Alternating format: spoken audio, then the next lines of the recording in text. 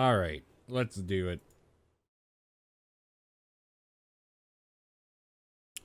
Would help if my controller was on.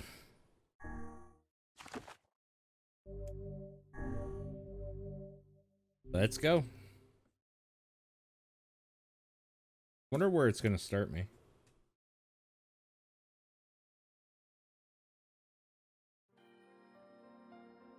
Whenever I interacted with Kaine, I was reminded about Oh, right something after from the my 5-year past. jump. Okay. Maybe my mind has been confusing her with my sister this whole time. Anyway.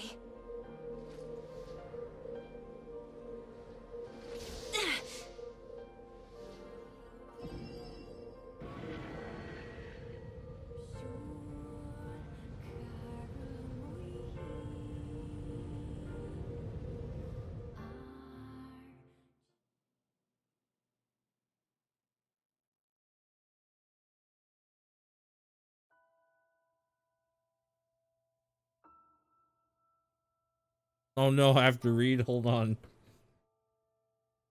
I just ate a pretzel. God damn it. My mouth is so dry.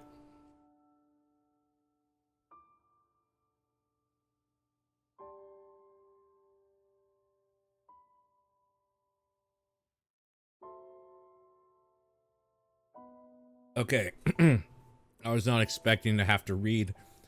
The sound of rain filled the village. The steep cliffs that surrounded the area magnified the sound, causing even the slightest drizzle to rattle like a thunderstorm. Thin wisps of smoke streamed from the huts as villagers huddled in their homes and waited out the rain. A single child, however, had braved the downpour and was now wandering slowly toward the wood and hawk-shaped weather vane at the center of town. The wanderer reached the vein, which had existed for as long as anyone could remember, and stared. The child's face was simultaneously delicate and fierce, like a teacup that had survived a shipwreck. Those traits combined with pale white skin to give the face an almost sexless quality. If the beak turns east, I go home. If it stays west, then I... The child blinked. Rain slowly dripped down the young one's short hair and began its long descent to the ground. Come on. Come on. The child felt a slight breeze and watched as the vein slowly creaked to life. Spinning this way and that for a moment, it finally settled with the beak pointing firmly toward the east. East? Really? Before the vein could move again, a jagged rock came spinning and tumbling through the air, striking home against the child's head. The force of the blow dropped the child to the ground as a hail of stones began to fall all around. Oh no, they found me. The heartbreaking smile crept across the child's face as the stones continued their assault. Through the rain, the sound of multiple footsteps grew louder before a voice rang out. Yoo-hoo, Kaine. The voice belonged to Demo, worst of all the bullies in the area. As Kaine struggled to stand, a final stone came skittering through the mud and bounced against her foot. Blood oozed from the cut above her eye and blurred her vision, but she could make out the shapes of Demo and the usual gang of idiots. The boy seemed taken aback for a moment by Kaine's seeming indifference to the blood dripping from her face, but quickly regained his bravado. What's up, freak? You like the rain? You like getting all wet, or did you finally decide to run away from home? Though she knew it was futile, Kaine turned to leave. Before she could get more than a few steps, the other children scrambled to surround her, cruelty burning in their eyes. Kaine knew those were not the only eyes on her. The tormentor's parents watched from the safety of their homes. She was attuned to the sensation. It was one she had experienced many times before. While some villagers simply turned a blind eye to the actions of their children, many encouraged it openly. In a society ruled by superstition and fear, Kaine was something to be hated if possible, destroyed. I didn't say you could leave, freak. Demo's words chewed at her like a worm through an apple. He can't hurt me, she lied to herself. Be strong, be brave. He can't hurt me, he can't hurt me, he can't hurt. Oh look, the little freak is gonna cry. What's wrong? Are you sad that everyone hates you and wants you dead? Kaine prayed for the rain to flood down and carry her from a world that seemed to have no place for her. But if there were gods, they chose to ignore her. As Demo crept ever closer, the clouds began to thin and the rain slowed. Even the weather hates me. I'm useless, a failure. I wish Demo's rock had taken my head off. Kaine couldn't meet Demo's leering gaze. She lowered her eyes and stared at the muddy ground below.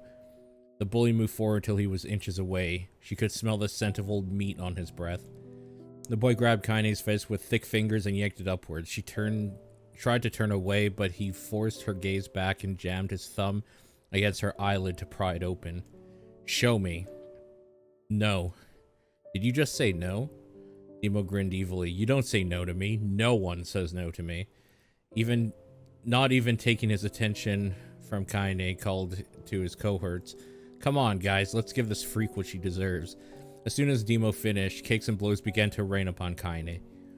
Demo paused, still grinning, as Kaine curled into a ball and tried to make the pain stop. I don't get you, freak. What you acting like a girl for, huh? Everyone knows what you really are. Kaine ignored the question, choosing instead to stare at the weather vane. It continued to point east, as if supremely confident about the future it had chosen for her. Go home? Yeah, that's a funny joke for someone with dead parents and no home to go to. Freak, chanted the children. Freak, freak, freak. Kaine closed her eyes and listened to the rain, waiting for the pain to start again. As the clutching hands of the village children closed around her, she bent her mind to the sound of the rain, letting it become her world entire. The rain fell, but the pain never came. Only when the laughter of her tormentors turned to terrified cries did she dare open a single blood-caked eye. Kaine was shocked to see Demo sprawled to the ground, holding his head and screaming in pain. She could see blood welling from spaces between his fat, twisted fingers. Oh my god, he's crying. He's actually crying. Deprived of their leader, the other children glanced back and forth between themselves as if waiting for someone to step forward and take charge. With no savior emerge, they began an uneasy shuffle away from Kaine. But the young girl was the least of their concerns. Instead, their attention was wrapped on the ancient woman standing a few feet away. After struggling for breath for a moment, she finally spoke in a voice thick with rage. Hurts like a bitch, don't it? Now I suggest you scatter before I throw another one. And if any of you little bastards ever touch my Kaine again, I'll do far worse than throw a rock. You can count on it. The old woman crouched down and gently touched the hand Demo was using to cover the wound. Before he could think to protest, she ground her palm into the wound and twisted back and forth. Ow, he screamed, leaping to his feet. Stop it. What are you doing? Quit whining. Ain't no one ever died from a scratch. You hit me with a rock, you stupid bitch. A big one. That thing could have killed me. The old woman shrugged. Death is the best cure for stupid. Demo's face twisted with rage at her words. Locking his eyes on Kaine, he took a step backwards and spat on the ground. Get out. Leave this village. No one wants you here. Either of you. Seeing the old woman grab another stone, Demo and his companions turned tail and ran. As they fled, the old woman grabbed her side and barked out a single laugh. Ha, look at the fat boy go. Guess he's healthy enough to run from a fight. The woman's smile faded as she turned her attention to Kaine. Kneeling down, she removed her shawl and placed it at the young girl's shoulders and produced a cloth from the folds of her dress and began blotting at the blood on her forehead. Oh, Kaine, she said, why didn't you fight back? You're stronger than that lot. The words of her grandmother stung Kaine as she turned away. Don't be nice to me, she said. I don't deserve it. Nothing matters anymore. Her tears, held in check so long, finally began to fall on the muddy ground below. Everyone hates me. They think I cause bad things to happen. They think I'm a freak. I wish I was dead. As Kaine's tears turned to sobs, she felt her grandmother's hands on her shoulders. Despite her advanced age and diminutive size, she was a woman of surprising strength, and Kaine found herself unable to turn away. Don't talk like that, girl. It's a river wide and deep that flows between the realms of this world and the next, and it grants no mercy to any that attempt the crossing. You got a duty to fight until your last breath. Understand? The old woman tightened her grip and tried to still the tremor in her voice. You know the pain of losing someone close to you, Kaine. You know because you survived it. As the words hit home, Kaine was struck by the force of her love for the old woman. As a young child, she didn't even know of her grandmother, but when her parents died, the woman quickly accepted her as her own. Grandma, as Kaine called her, was cunning, vulgar, and quick to violence, and their first few years together had not been easy. But with each year that passed, Kaine and her grandmother had grown closer. However, it was only now, sitting in the mud with tears and blood caking her face, that Kaine truly understood the depths of her affection. Here was a woman who had seen hard times, who had seen death, who had fought through all these things and somehow emerged on the other side. If anyone could understand Kaine's pain and loneliness, it was her. Do I make you sick, Grandma? Of course not. Don't be an ass. Kaine drew her grandmother's moth-eaten shawl around her and shuddered. But my body, it's not normal. If I was normal, then Mom and Dad wouldn't. Hush, interrupted Grandma. Not another word of this nonsense. You're my granddaughter and I love you, and if folks have a problem with that, they can just go to hell. With that, the woman reached out and placed a wreath of dried flowers in Kaine's hair. The skill it took to bend the flowers without breaking the stems or losing a single petal was remarkable, and the beauty of it made Kaine want to cry all over again. Oh my gosh, these are lunar tears. Grandma, you made this for me? Lunar tears were legendary flowers. Most people could live their entire lives without ever seeing one, and yet her grandmother had somehow collected a dozen or more. Kaine reached up and touched the wreath as if she couldn't believe it was real. Where did you find these? Just stumbled on them when I was out doing the shopping. The old woman turned away as she spoke, leading Kaine to suspect the search had been more difficult than she was leading on. The pains she took to construct the ornament, let alone track down the flowers used in its construction, made Kaine's heart hurt. She reached up and gently adjusted the wreath, admiring the way it felt between her fingers. Didn't quite turn out right, said her grandmother. She squinted at it. These old hands have trouble with delicate work, but it sure looks good on a pretty girl like you. Kaine blushed and turned away. You think I'm pretty? Of course you are. What a fool thing to say. Thank you, Grandma. Her grandmother smiled. We're gonna be fine, you and me, she said. As long as we got each other, we'll be just fine. Kaine took her grandmother's hand in hers, and the two of them struggled to their feet. As they began the long walk home, Kaine gripped the hand with all her might, as if trying to stop smoke from drifting away on the wind. The rain had stopped. Kaine stood beneath the weather vane, watching it spin in lazy circles, no longer caring about the direction it faced when it stopped. I don't need to escape. I have a home now. Grandma loves me, and that's enough. Even if it's us against the world. Kaine let her gaze drift up past the vane into a cloudy sky. The last faint hints of a rainbow were slowly fading. As she turned and headed for home, the light scattered into a million particles and vanished, seemingly taken away on the breeze.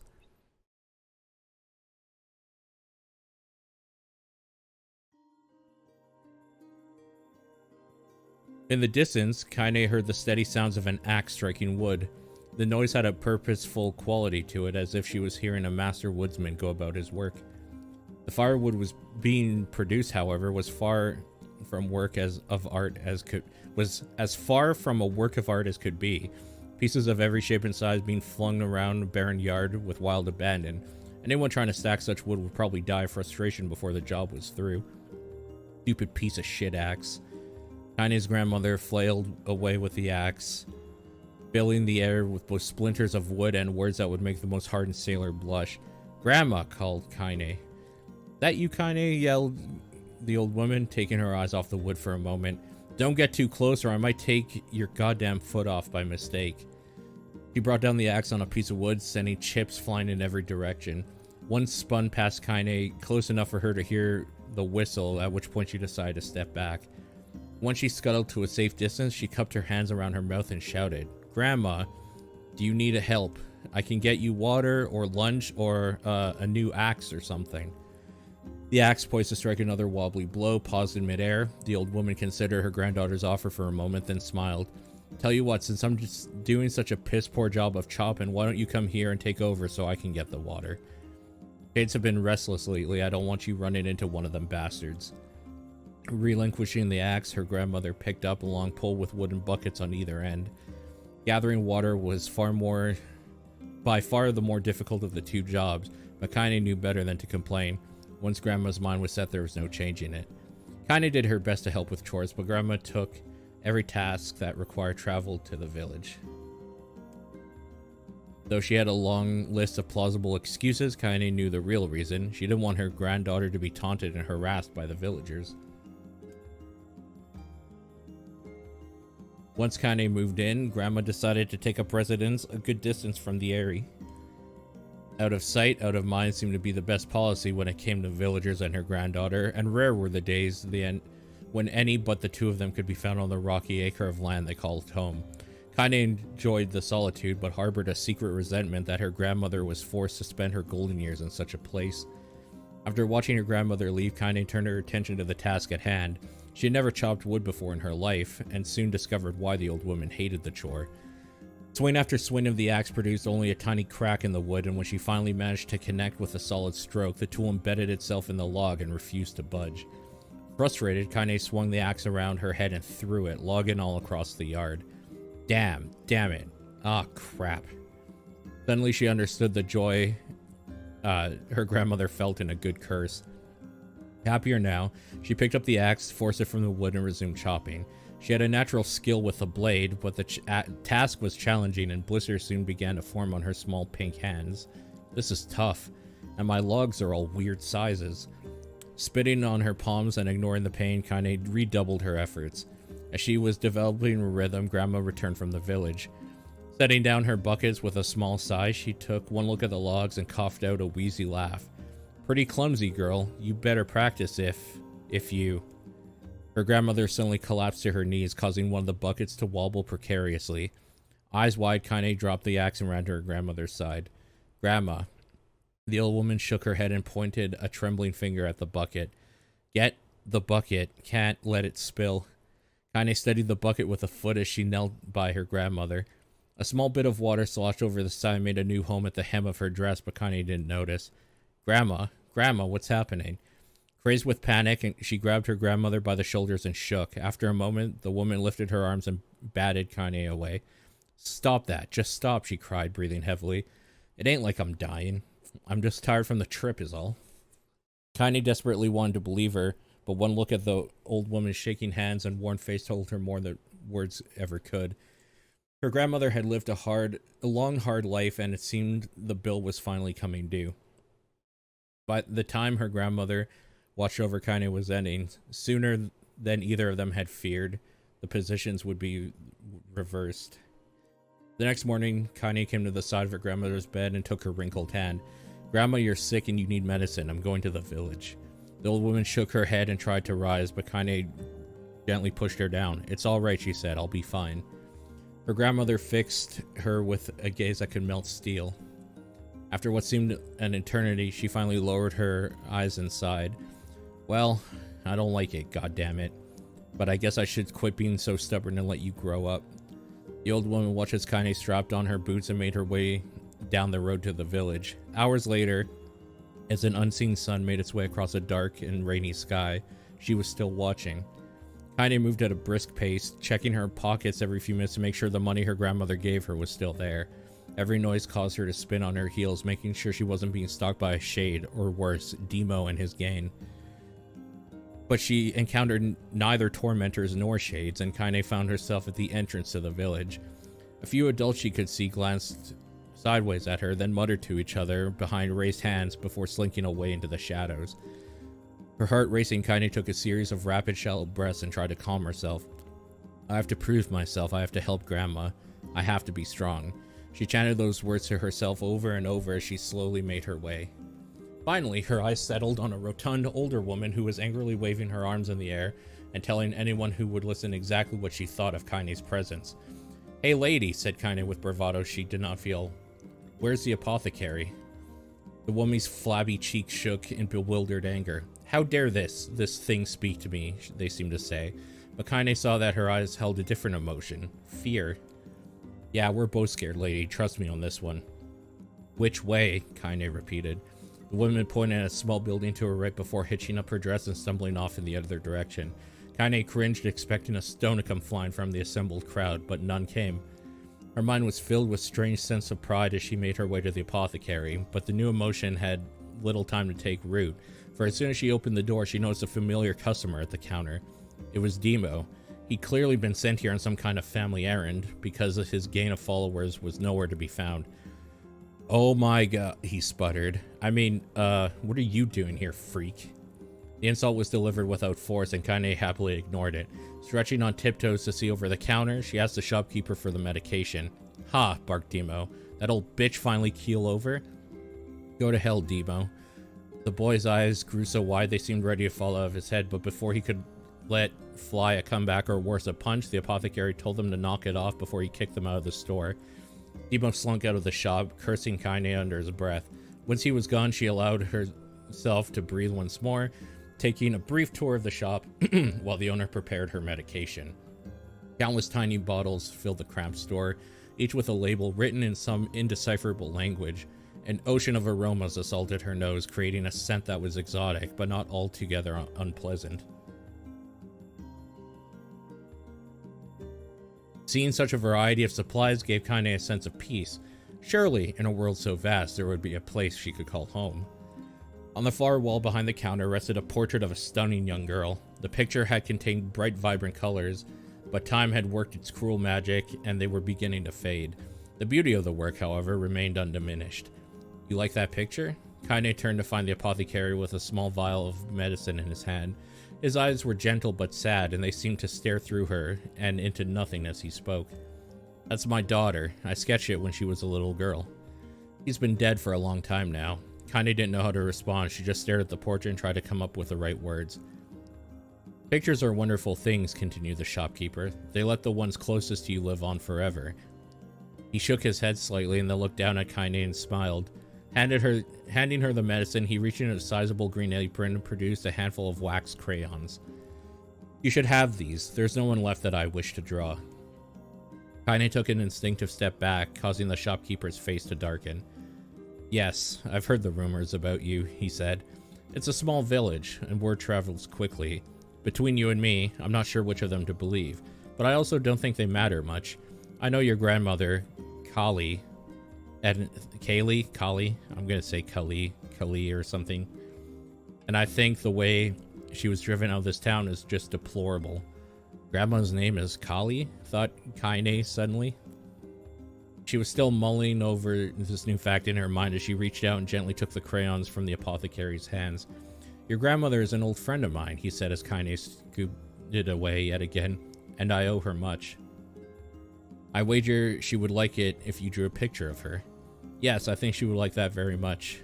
Kaine murmured in quiet agreement, but inside her heart was bursting.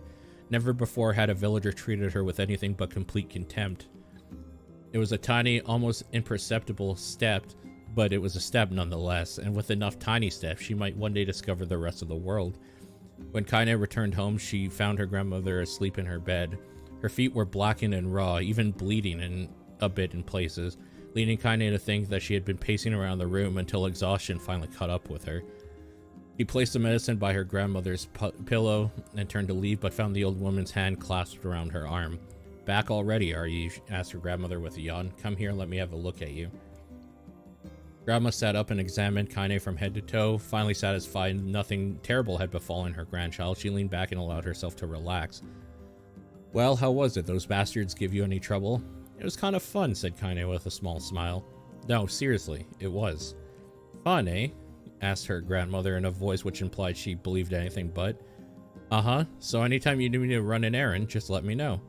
As she spoke, Kaine removed the crayons from her pocket. After a brief explanation of their source, she informed her grandmother that she was going to sketch her portrait. A portrait of me? Ridiculous. No one wants to stare at a wrinkled old crone. But Grandma, it'll make you live forever. Horse shit, said her grandmother, throwing back the sheet from her bed. Living forever would just piss me off. Now put those crayons away and help with dinner. But Kaine would not relent, and in the end, Grandma found herself leaning against the wall of their house as if posing for a master artist. Kaine took up the crayons, eyed her subject carefully, and set to work. Just as her grandmother was about to nod off, Kaine finished the piece. After staring at it for a bit, she released it from her grip and let it slowly drift to the floor. It's terrible. It doesn't look like you at all. I'm sorry, Grandma. I thought these crayons would, you know, make drawing easy or something. The old woman's eyes narrowed at her granddaughter's disappointment. Let me be the judge of that, she said, ignoring the pain in her back and reaching for the paper. The sketch could have been a person's face. It also could have been a boulder, a lump of clay, or an incredibly misshapen loaf of bread, all rendered in a chaotic array of colors. The old woman stared at the picture for a long time, then slowly wheezed out a laugh. Oh, Kaine, she said between laughter, you truly are my blood. You're as clumsy as me, and I love it. But hush, I won't hear any more bull about how ugly you think it is. It came from the heart, and I'll treasure it always. True to her word, the old woman gave the picture a place of honor above the kitchen table. In the days that followed, Kaine would often catch her staring at the portrait with a strange smile on her face, an action she interpreted as silent, mocking laughter. A week later, Kaine could stand it no more and asked her grandmother to take the artwork down. "Posh," said the old woman. "I'll take this down when they roll me in my shroud." She pondered this for a bit, then turned to Kaine and dropped to one knee. "Listen to me, girl. Seeing this picture makes me happy in a way I've never felt before, and it makes me want to go on so that someday you can feel the same happiness." It was that moment that burned itself into Kaine's memory, a perfect blend of pride and love and joy that came together to form a lifelong remembrance. She swore to never forget this moment, to never forget the old woman who had made her place in the world possible. Time moves on, people and memories move in and out of life like ghosts passing through a hall, but this moment will be different, Kaine swore, because I will remember it forever. Forever. Jesus Christ, I need some water.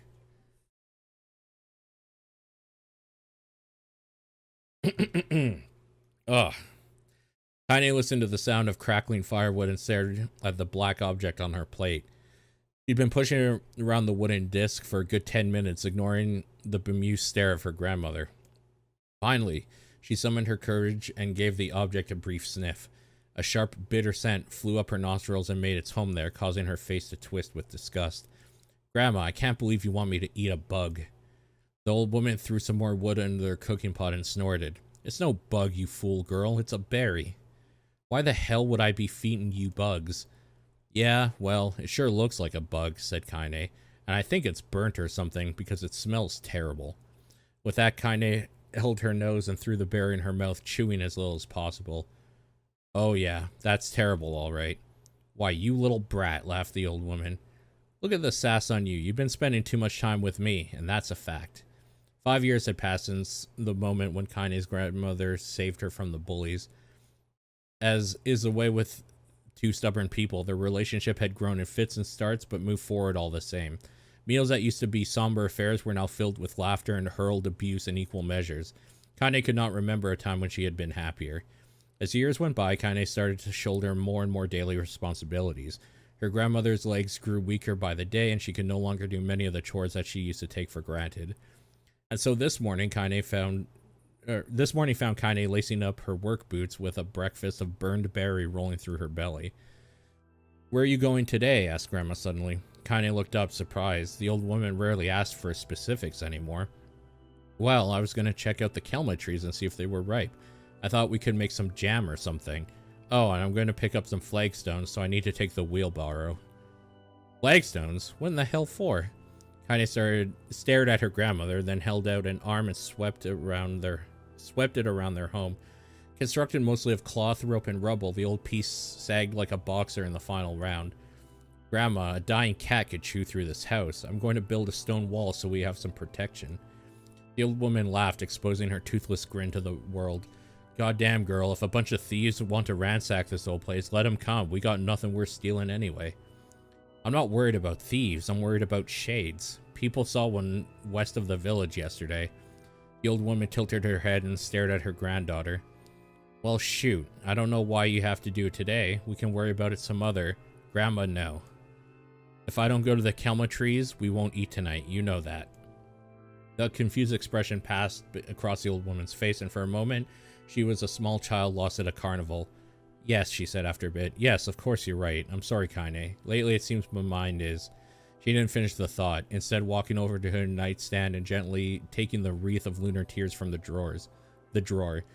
The flower's petals had aged to a brilliant whiteness, and Kaine thought it was more beautiful now than the day she first received it. "You're gonna be a true woman soon," Grandma said as she placed the flower in the girl's hair. "So that means less chatter about shades and building defensive walls and more talk about how beautiful you've become." Annoyed, Kaine reached up to remove the garland, but the look on her grandmother's face stopped her hand. "You're a beautiful thing," said the old woman, "and there ain't another like you in the whole world. I'm very proud of you." "Okay, Grandma, that's enough goddamn compliments for one day." "Such a mouth on you. Where did that come from? Gee, I wonder." "I'll teach you to sass me, girl," yelled Grandma. Suddenly she lurched forward and grabbed Kaine by the ears, pulling her around the room with a crazed grin on her face. Grandma, yelled Kaine in a quaking voice. Grandma, stop it. What the hell? The old woman stared at her and blinked, then slowly held her wrinkled hand out as if it was the first time she'd ever seen them. Oh, I didn't know what happened there. I'm sorry, girl. Sometimes my mind just... Kaine thought the look on her grandmother's face was the most heartbreaking thing she'd ever seen. Listen, she began. Maybe I should stay home after all. No, I won't have you stay here and keep an eye on an old codger like me. You go get your fruit and your wall and whatnot. I'll be fine. And when you come back, I'll have a nice grasshopper dinner waiting for you.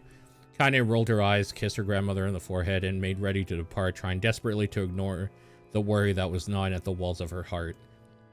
Kaine could feel the old woman's eyes watching her as she moved down the path. Don't turn around, she told herself, but at the end the temptation was too great. She spun on her heel for one final look and saw a small, bent woman standing in front of a ramshackle hut with a sad expression on her face. God, she's so old now. It's like the wind could reach down and just carry her away. Kaine worried about her grandmother all day, causing her work to suffer. What little fruit she could collect was tossed carelessly into the wheelbarrow, and she found a couple of stones before losing interest in the project. Finally, as dusk approached, she decided to call it a day. Cursing herself for the lack of focus, Kaine pushed the nearly empty wheelbarrow back down the path. As she crested the final hill, she suddenly froze in place. The wheelbarrow fell from her fingers and collapsed on its side, sending a few pieces of wrinkled brown fruit back down the hill. Her gaze was transfixed by a thick black cloud that hovered just ahead. Tracing its path with a finger, Kaine suddenly felt her stomach knot in on itself. Oh, gods, no. Her grandmother's house was ablaze, the flames licking up as if trying to touch the sky itself. Grandma! Kaine ran then, faster than she had ever moved in her life. Once she tripped on a stone and went sprawling to the ground, but she leapt to her feet and continued running, unmindful of the blood that spilled from her wounded hands and knees. As she got closer and closer, Kaine's mind began to race in time with her footfalls. It's too dark. Not just fire. Can't be fire. Too much smoke. Gotta save her. When she burst into the front yard and came to a sudden halt, her worst suspicions were confirmed. The smoke from the fire was mingling with the thick, inky blackness of an enormous shade. The massive creature supported itself on 3 twisted feet and achieved balance through means of a large armored tail. Scales, horns, and claws sprouted from its body in a random chaotic pattern, giving the appearance of a lizard designed by some insane god. Seeing Kaine, it let out a roar and flicked its tail, sending small whirlwinds spinning around the yard. For a moment, the creature retreated into a shimmering, inky blackness, as if her mind was unable to comprehend that such a thing could actually exist. But then the smell hit her, a blend of rotted meat and excrement, and the horror became real once more. The creature bellowed again, and this time Kaine responded with a scream of her own. All right, you bastard, she thought as her scream echoed off the high cliffs around them. It's you or me, let's go. The shade eyed Kaine with bemused interest. Then it began looking from her to the house and back again, as if urging her to look at the destruction it had so gleefully wrought. With dread building in her heart, Kaine glanced toward the house. Through the smoke and flame, she spotted a small figure struggling to escape the ruins. Grandma! At the sound of her voice, the old woman began waving frantically. She's alive, thought Kaine. Alive? Kaine's legs sprang to life as she raced across the yard toward the flaming wreckage of the house. Before she could advance more than a few steps, the shade opened its mouth and let out a roar powerful enough to uproot trees and send them flying. The blasted Kaine, holy fuck, I'm so sick of reading, tumbling through the air before smashing against her rocky earth. Stars danced in front of her as she tried to remember how her legs worked. Get up now. As Kaine struggled to her feet, the shade stomped toward the house and pinned her grandmother to the ground with the tip of a claw. The old woman struggled to move the claw from her stomach, but she might as well have been pushing a mountain. She coughed briefly, sending a small spray of blood into the air, then collapsed to the ground, her energy spent. Kaine lurched to her feet only to fall back to earth with a gasp. Her ankles were on fire. One or both of them were surely broken. Ignoring the pain that screamed through her body, she began dragging herself across the ground, leaving a drunken trail of dust and blood in her wake. Grandma, hold on, just a little longer. Her grandmother's face was turning blue and her eyes rolling back until only the whites were exposed. Kaine pulled herself across the ground with maddening slowness, and the distance seeming to increase with every second that passed. The shade glanced between the two women and flicked out its tongue, its giant mouth turning up at the corners. Short, panting breaths belched from somewhere deep within its core. Bastard, laughing at us. She had no idea how such a mindless creature could experience emotion, but there could be no doubt the shade was taking joy in their suffering. Yeah, I see your plan. The shade moved its claws slightly, allowing Grandma to breathe again. It was clearly keeping her alive, only to snuff out her life when Kaine was close enough to touch her. I'm gonna kill this bastard. Summoning all her strength, Kaine rose to her feet. There was a sickening snap from her right ankle as the foot twisted backward, but she forced it from her mind and began to hobble toward the monster.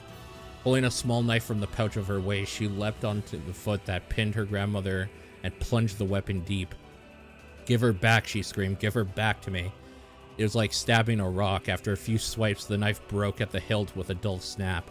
The shade panted laughter again and then raised its tail and sent it rushing through the air toward the young girl that was lashed onto its foot. Kaine never had a chance. The tail struck her square in the chest and sent her crashing into the burning wreckage of the home. As she lay on the ground with blood pouring from multiple wounds, a small, weak voice spoke up. Kaine? Kaine's version blurred, but she forced herself to focus on the sound. Finally, her eyes cleared enough to make out her grandmother's hands reaching out to her through the smoke. Grandma? Kaine, you gotta run. You can't best this one. Kaine grabbed the hand and held on with all her strength. Grandma, come on, we have to go. The old woman coughed loudly. One of her hands, slick with blood, slipped from Kaine's grasp and thumped to the ground below. Grandma, no. No. I said run, goddammit. You have to live. You have to get through. The thought would stay forever unfinished. Before she could say another word, the shade's clawed foot descended, smashing through the remains of the roof and down upon the shattered figure of the old woman. Blood oozed from gaps in the creature's toes as the terrible putrid smell assaulted Kaine's nose once again. She stared at the foot dumbfounded, convinced that what she was seeing could not possibly be real. When the creature finally lifted its appendage, all that remained underneath was a twisted, unrecognizable mass of rubble and red.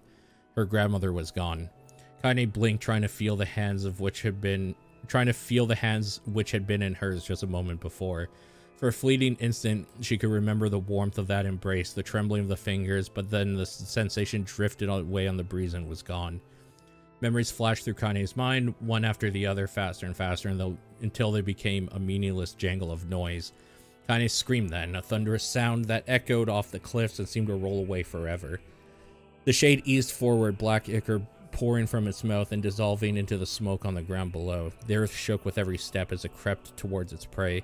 Kaine's body slowly rose as if controlled by a mad puppet master. Her arms and legs were bent at impossible angles, her head lolled dangerously close to the side. Yet somehow she managed to stand. Staring at the shade, her eyes began to glow with deep red fire. The creature, so confident just moments before, took a slow, hesitant step backwards, trying to discern if this broken human could possibly pose a threat. Kaine seized that moment. Laughing like a madwoman, she leapt into the air and plunged the shattered hilt of her knife deep into the leg of the shade. The shade shook Kaine off like a fly, sending her crashing to the earth once again. Her chest rose and fell slowly as if a great weight were resting on it. Moist sounds of pain echoed through her mind. Something warm and thick oozed from her ears. Is that blood? Think it is. Think I'm bleeding to death. No, can't die. Grandma told me to live. Deep inside Kaine's mind, something finally broke. The sound, the pain, the smoke, the flames, it all faded away until all that remained was a single incantation repeated over and over again. Kill it. Kill it. Kill it. Kill it. Kill it. Kill it. Kill it. Kill it. Kill it. Kill it. Kill it. Kill it. Kill it. Kill it. Kill it. Kill it. Kill it. Kill it now. As the spark that was Kaine's slowly began to flicker and die, she felt her desire to kill and her desire to live blend into one. The distance between heartbeats grew longer and longer and longer.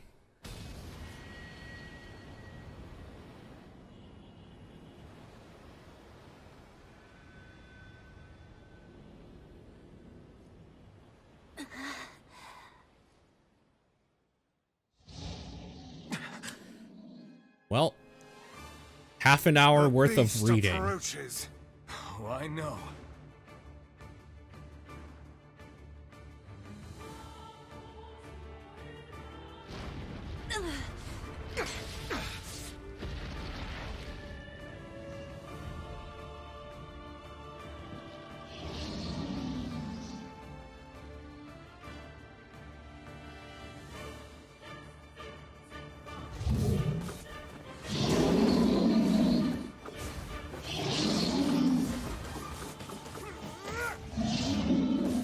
What anger this creature must have. How did it even survive these past 5 years?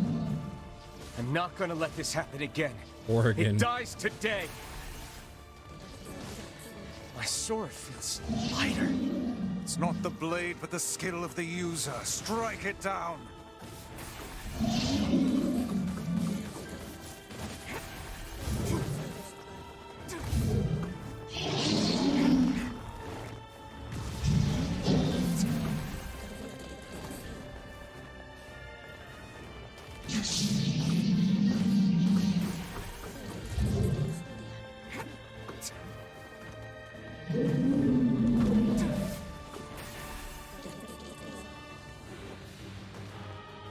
Yeah, this is the beginning of playthrough 2.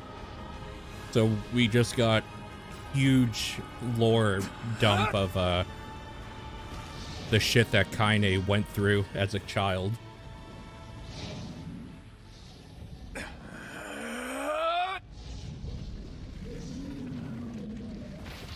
We were in her mind while she was frozen in the while she was petrified,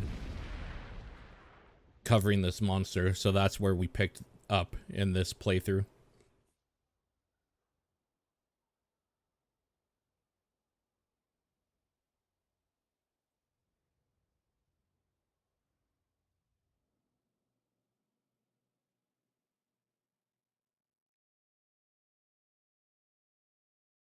God damn it.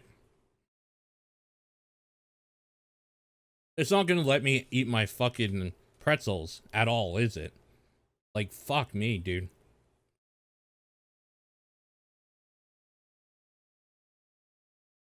Gently, weakly, softly, the shade, sure that its tormentor was dead, turned and stomped off toward the horizon, stopping along the way to bellow one final roar. Couldn't kill it. Shamed beyond imagining, Kaine tried to turn her head to the side, but only succeeded in coughing up a huge gout of blood. It was getting difficult to see, and only after a moment of fierce concentration did she realize that her left eye was gone. Laughing to herself, she turned her remaining eye to the ruins of her home and noticed a ragged stump of arm resting a few feet away. Yeah, that's mine, she thought with a mad giggle.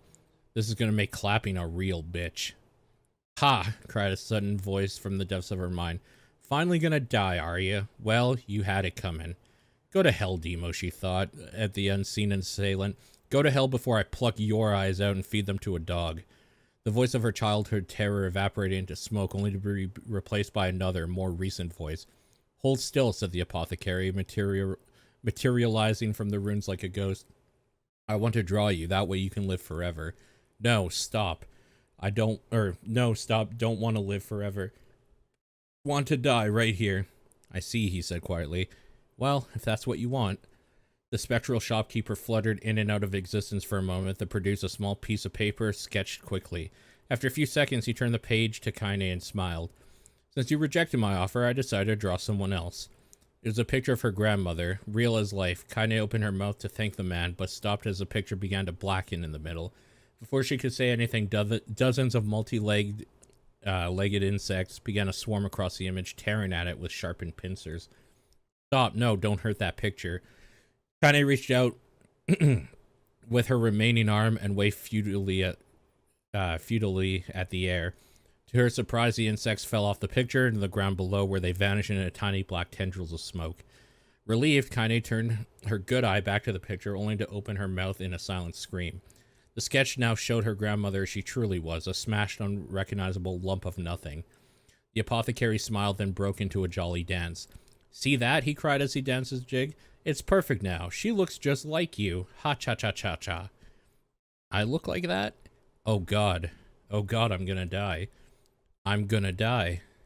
Drowning in despair, Kaine laid her head back in the mud and smoke of her ruined house and waited for the end to come. Just before she let go of everything, an unfamiliar voice began whispering in her ear. Ain't you got a wish, Sunshine? The voice was vulgar and fierce at the same time, as if insanity had somehow found a way to take form. Kinda wanted to scream as the voice crawled under her skin, but her lungs refused to work. You know, a wish? Like a prayer or something? Why don't you get on your knees and start praying to heaven? Please, invisible man in the sky, save me! Save me! Ha ha ha ha ha. Kaine finally resorted to shouting at the voice with her mind. I don't make wishes. They don't come true for me. I'm a curse, a freak. I should be left to die. The other voice boomed in her ears. Bah ha ha ha. Oh god, you are the best. Kaine glanced down and saw a black shiny substance oozing from her leg. She tried to brush it away, but her remaining arm would no longer respond. The substance slowly crept around her feet and then began moving up toward the rest of her body. Is this death? Is this what it's like? Or is my mind just losing itself? She could feel the slime oozing upward, feeling the hot, searing pain it left in its wake. Whatever else might be happening, she was still alive, and this was real. Come on, said the voice. Let it go. Kaine tried to ignore the voice and concentrate on the pain, but the newcomer would have none of it. Don't ignore me, Sunshine. You're ready to give up, ready to die, so why not let me have at it? Have at what? Your body. Come on, give it to me. Give it to me. I want to stand on the ground, feel the rain, taste the wind. The voice paused as if licking its lips. When it resumed, it was filled with mad, unabated joy. And I want to take your hands and use them to choke the goddamn life out of people. I want to tear out their throats and bathe in the blood, just like before. In response, Kaine shifted her head and vomited. The warmth of it crept down her front and mingled with the pain of the encroaching black ooze. Are you a shade? Ha ha ha ha. Yeah, maybe. What of it? The slime reached her face, crept up past her nose, and slowly oozed into the socket of her missing eye. The moment it touched her brain, Kaine was struck with the most powerful sensation she'd ever felt in her life. It was ecstasy. She wanted to scream with delight, but all she could manage was a small whispered moan. Feels good, don't it? Asked the voice with a chuckle. Yeah, what can I say? I know how to please the ladies. Now give me that body. Come on, give me the body and I'll give you more of this feeling. It's a fair trade. The black lump began to protrude from Kaine's side. As she watched, it grew longer and thicker, eventually taking the form of her missing arm. I can see better, she thought. My eye must be growing back too. The slime reached up to envelope the rest of her face, but she managed to brush it away. Stop, she whispered, marveling at how she had regained her voice. Stop. Black Ooze hesitated as if considering this request, and then quickly shimmered down her body before disappearing in a cloud of smoke. Ah, what the hell, Sunshine, screamed the voice. We had a deal. I thought you wanted to die. Grandma said, can't die yet. A brief image of her grandmother, bloodied and broken, flashed before her eyes. She saw the shade that had killed her and heard its mocking laughter, then closed her eyes and forced the image from her mind. Her whole body was quaking with rage. When she opened her eyes again, they burned bright red. That thing took my grandmother. I have to kill it before I die. Kaine glanced down and saw a mysterious pattern. The pattern of the shades burned itself into her left arm. Well, I'll be damned, said the voice cheerfully. Look at that, Sunshine. I think you and me are going to be good friends now.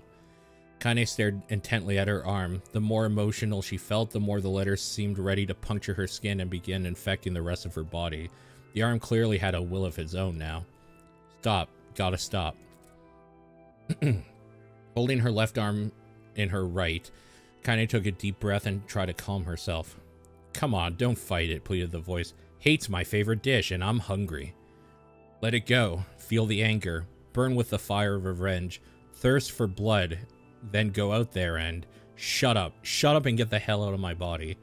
Your body? Oh, that's rich, Sunshine. Real rich. Look, why don't you just up and die so I can have this body all to myself? What do you say? I bet those buddy of yours in the area would love to see you dead. Kaine grabbed a nearby shard of glass and tried to saw off the shade-infected portion of her side. Before she could, her darkened left arm grabbed her right wrist, crushing it. Kaine screamed and dropped the shard as the sound of bone crunching on bone filled the air. Kahaha, stupid idiot girl. You're possessed now, Sunshine, and there ain't no going back. The voice laughed again, a loud, long wail that seemed to go on without end. Possessed? Whispered Kaine. Yeah, possessed. You and me, we got what you might call a timeshare arrangement.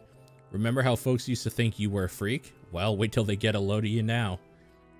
Kinda looked up, tears in her eyes. The sky seemed smaller somehow, darker. Is this because of that shade? Is this how they see the world? So, listen, purred the voice. I know this whole possession thing seems a bit sudden, but it ain't all bad. There's plenty in it for you, too. I'm a very powerful creature, Sunshine, and now that power belongs to you. You got enemies? People you want to kill? I can make it happen. That little fat kid who kept picking on you? That big old shade that squashed your granny? We'll wrap them up in their own assholes. No more abuse for you, Sunshine. No more pain. Wait, said Kaine. You're a shade. Why would you help me kill another shade? What, you think I'm some kind of racist? Some killing snob? I don't give a good goddamn who you murder, honey pants. I just want to drink from the well.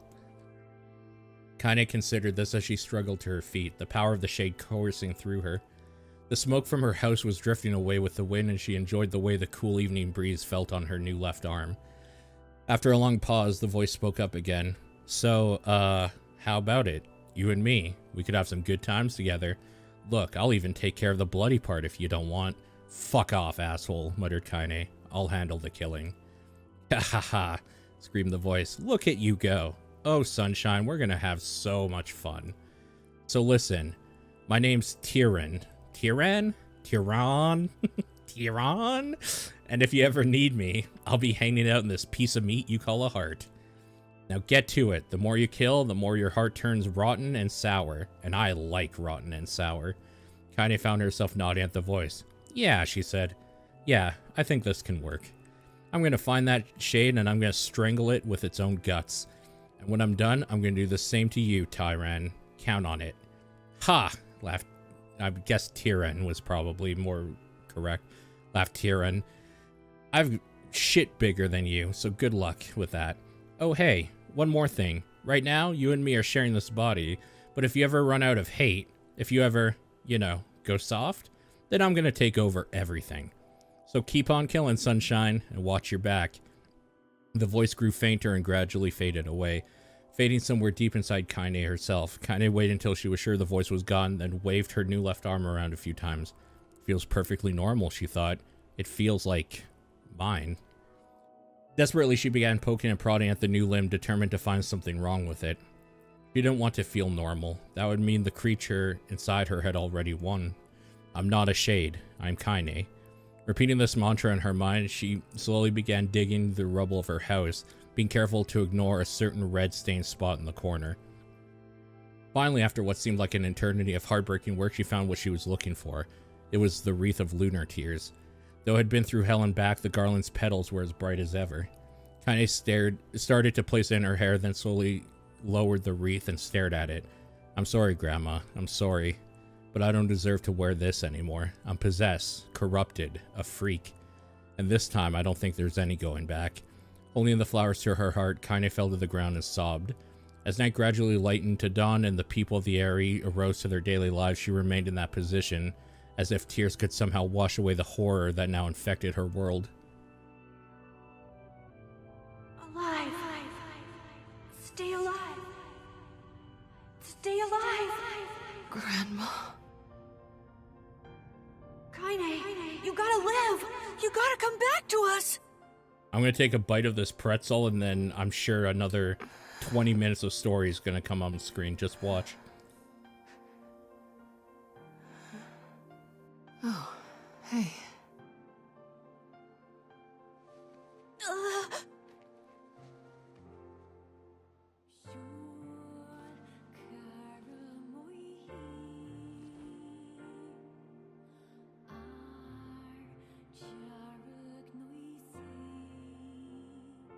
Emil, you were the one calling me, weren't you?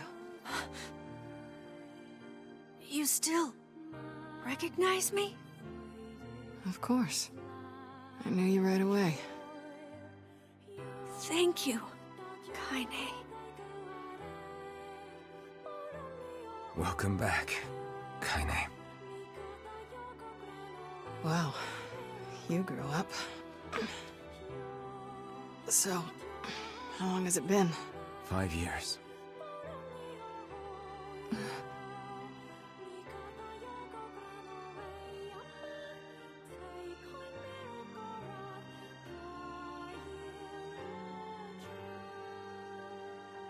Shit.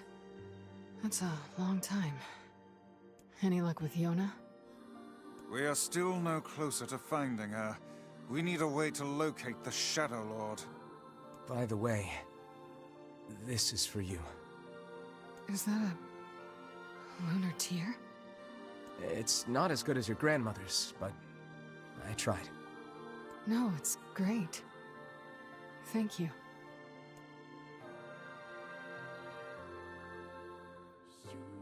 I'm not even gonna front, dude. Wait, hold on. Kaine waking from her long petrified sleep. Okay, I thought there was gonna be more to read. Holy shit. Emil's unflagging kindness. Our reunion was a happy one, and we let it wash over us like rain. That is, until Devila and Popola had to go and ruin it all.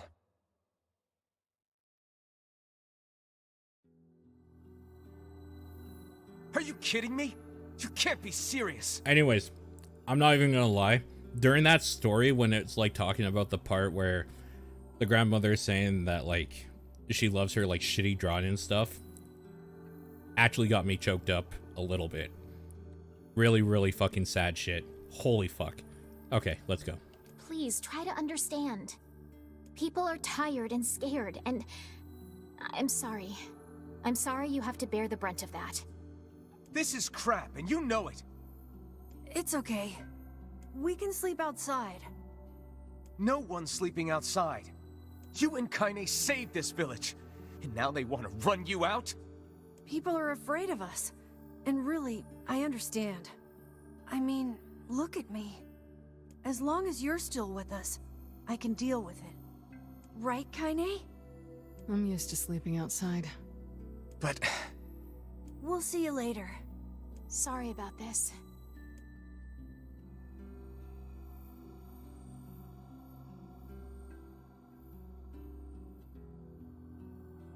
What is the matter? Kaine always sleeps outside. I never thought about that until just now. Never even occurred to me. Damn it. We should turn in. More reading? I didn't get much sleep that night. I'm trying to finish my snack For the as first soon time in as my I life, can. I hated Devila. For the first time in my life, I doubted Popola.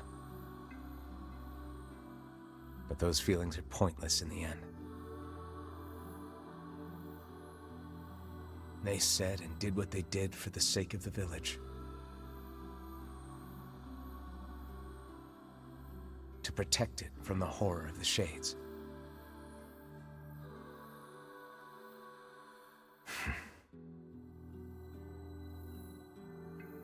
Really, how can I blame Devila and Popola? In the end, I'm just as bad. Because I never once stopped to think about Kaine and Emil's situation myself.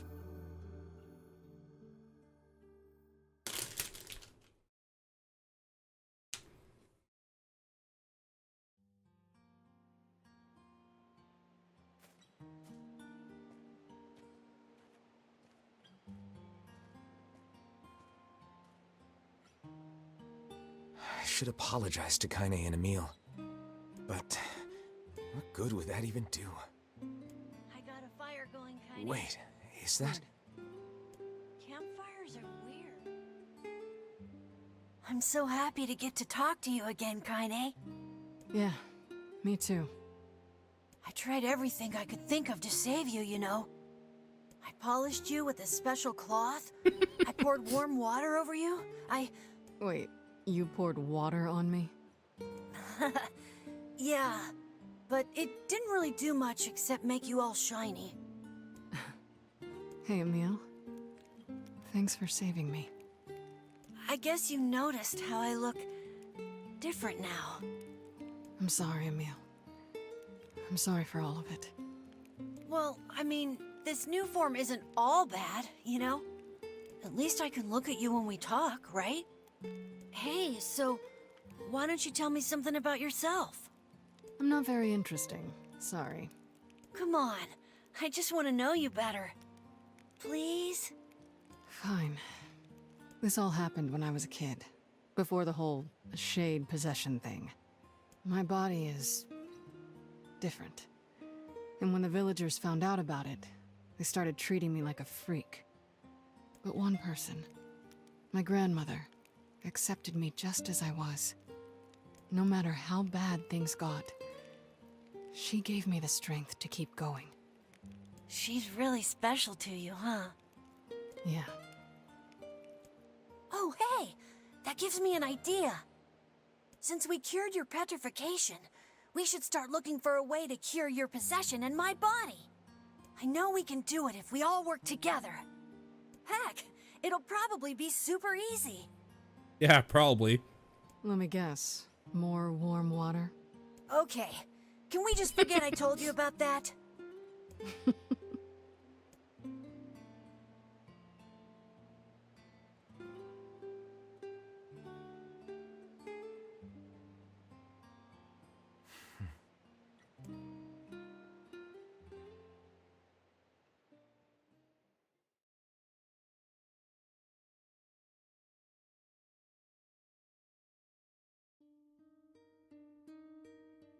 Sleep well? Sure. And yet your red eyes tell a different tale. Don't be so hard on yourself, lad. I need to go see Devila and Popola. Very well.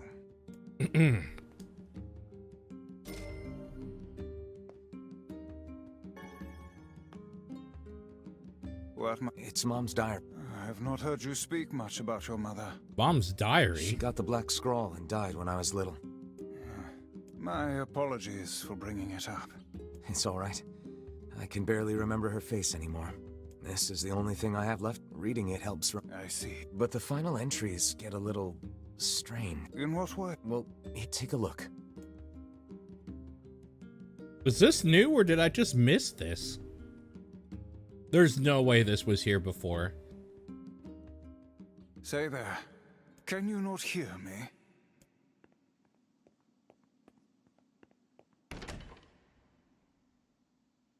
What the Why are you fuck? standing about like a slack-jawed ninny? Why are we popping here now? Felt like I was dreaming or something. Sleeping on one's feet is quite the talent indeed. Come now, there's the door. Right. Let's go. What is going on here? So, this is the NieR we got in the Americas, is Bondage Papa NieR. The one that we've been playing is the, like, original Japanese version. So why the fuck are we Papa NieR all of a sudden? What? You'll be unable to save until the battle is over. Okay.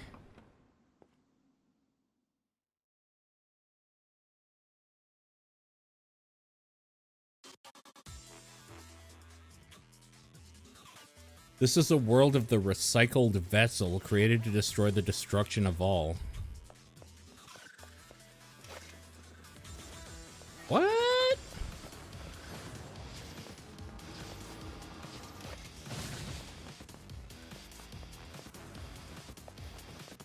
We going down or? Okay, there's enemies down here, so we must be going down.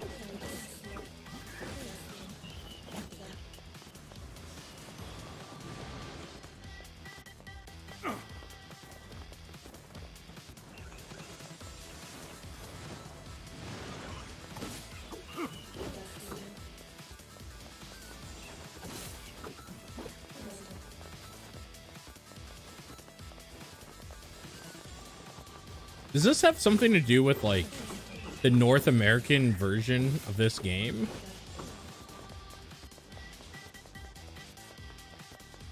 It's, like, different music. It looks shittier.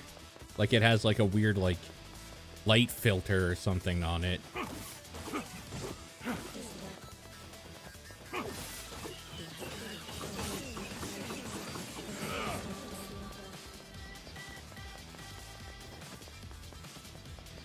Is there actually an end if I'm going down this way?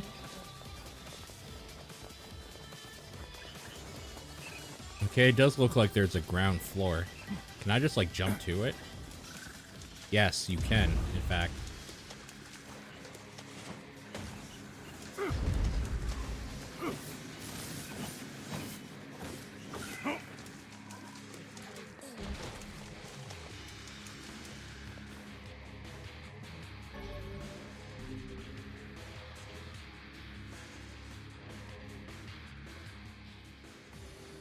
The Black Scroll, a Lost Destiny, a White Book, a False Truth. This is in front of the mansion.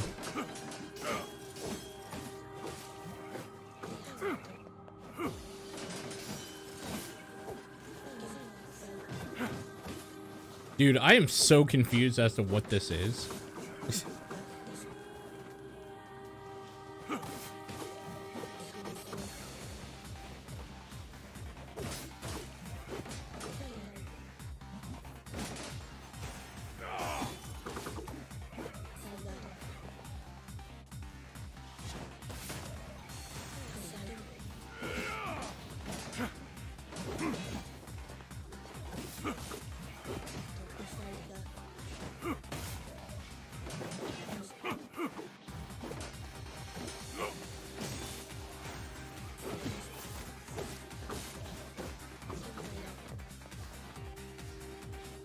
I want to see something.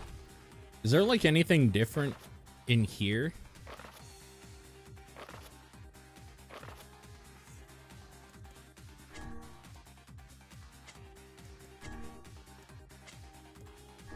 I still gotta read all the weapon stories.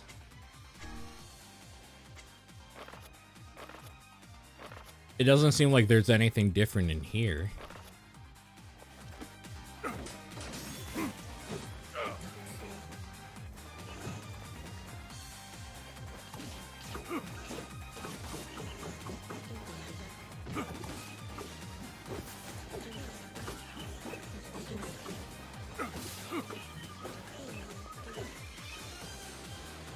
Was the ending long? It was not very long, no.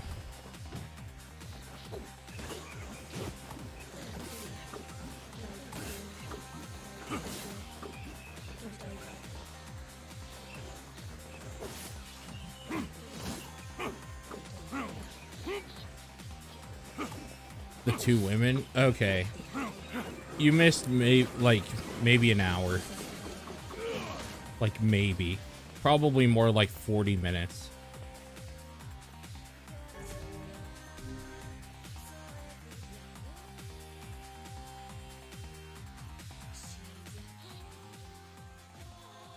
Yeah, you can easily catch up.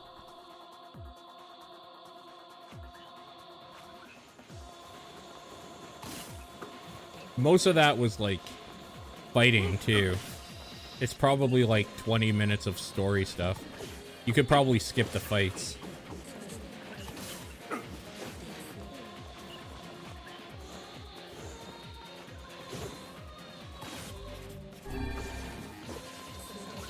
It's a little hard to see these dudes with this weird filter on.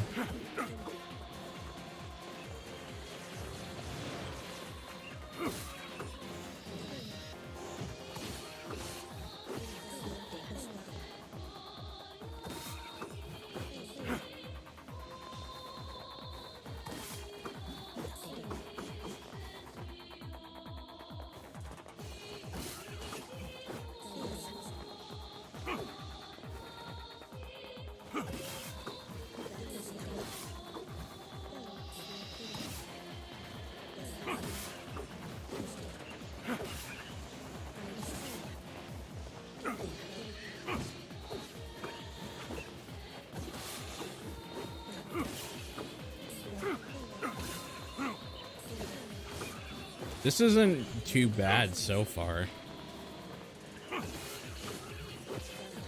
I am a little curious as to how long this is, though.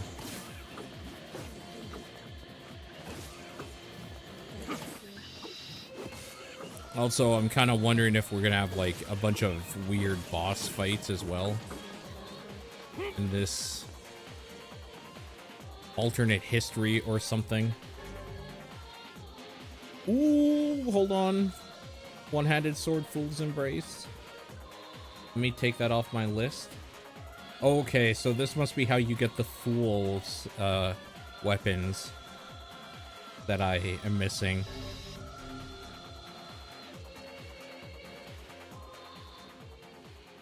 The dragon's corpse brought to death to the world, delivering unto the power of magic.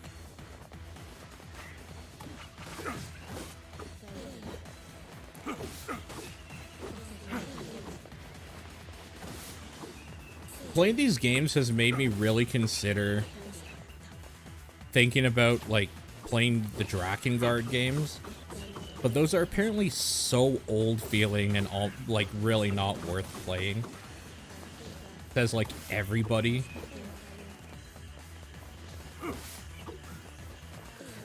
So I don't know that that's gonna happen.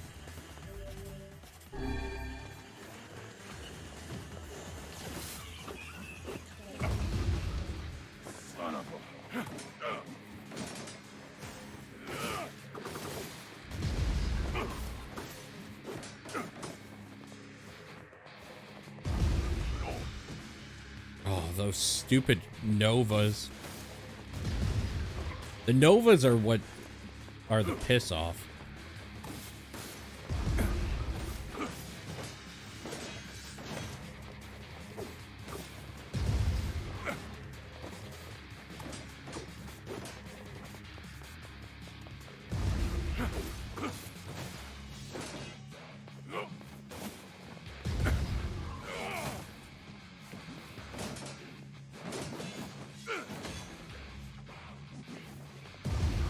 What if I just throw magic at him?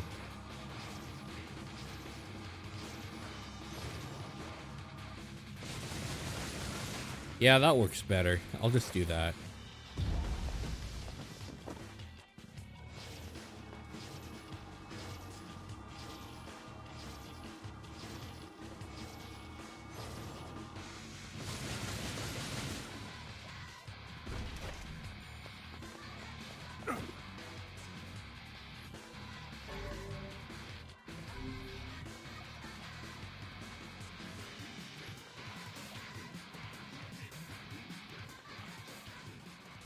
The black sickness stains the future. They journey to return the soulless vessels.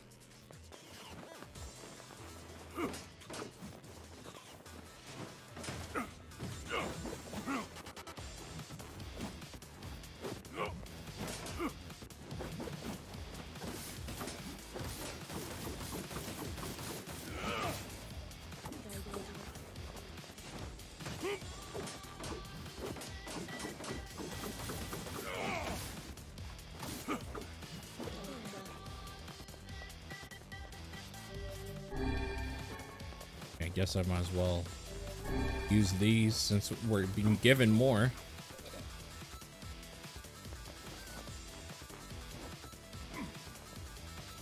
I don't remember this part at all.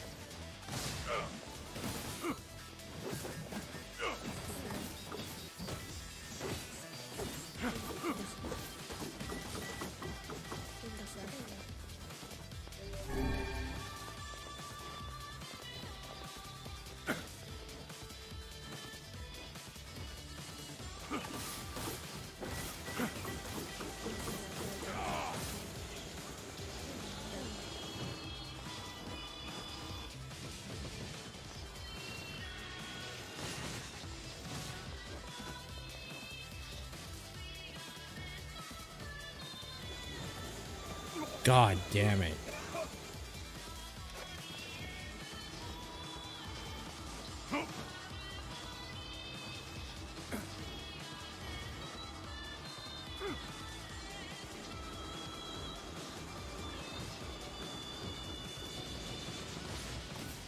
Love how those all missed.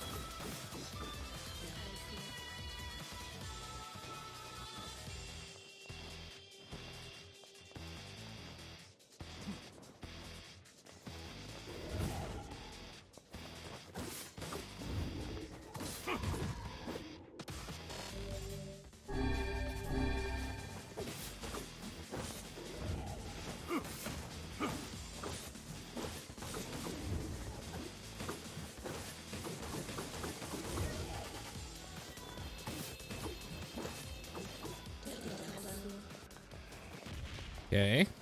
What else you got? The Kabuki outfit. Bunch of experience points.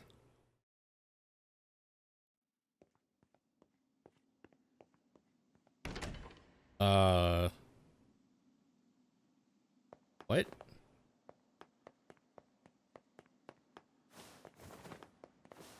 Two doors, huh? The store's been completed. Oh, weird. Okay. Sure. I guess this is just like a whole bunch of challenge rooms, essentially. The apocalypse divided the world into two. One that has nowadays seen something late. I don't know. I don't know. It went too fast for me, man. Magic spewing, so no magic spewing. Gotcha.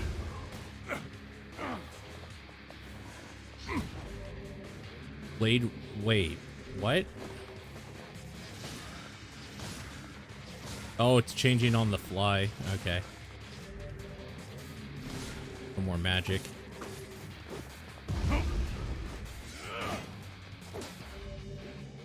No jumping.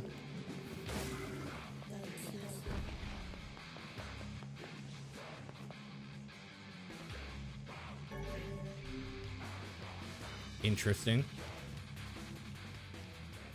Black and white 13 packs of vessels forms waver as they cross time and space.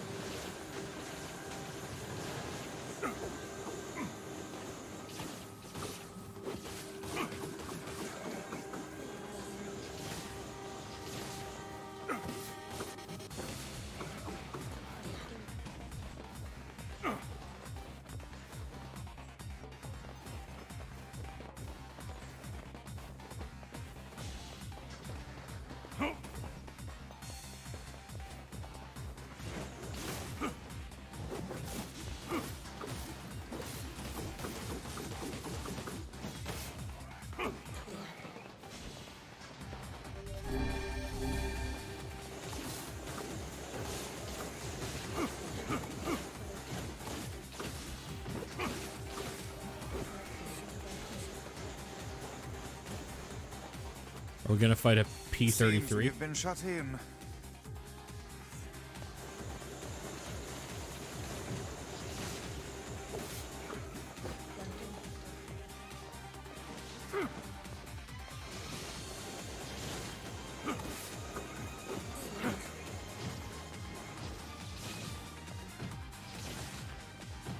God damn it, dude.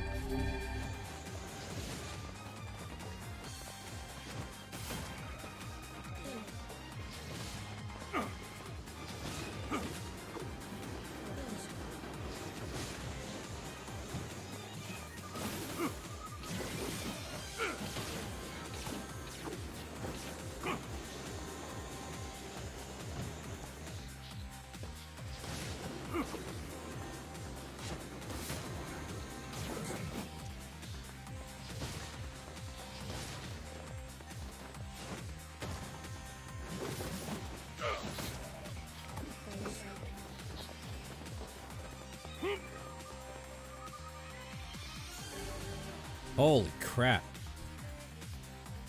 I wonder how many of these doors there are. The song of man has been drowned out, and its place the scream of something human.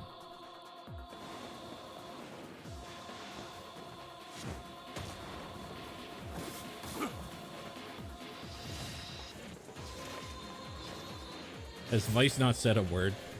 He is definitely not talkative.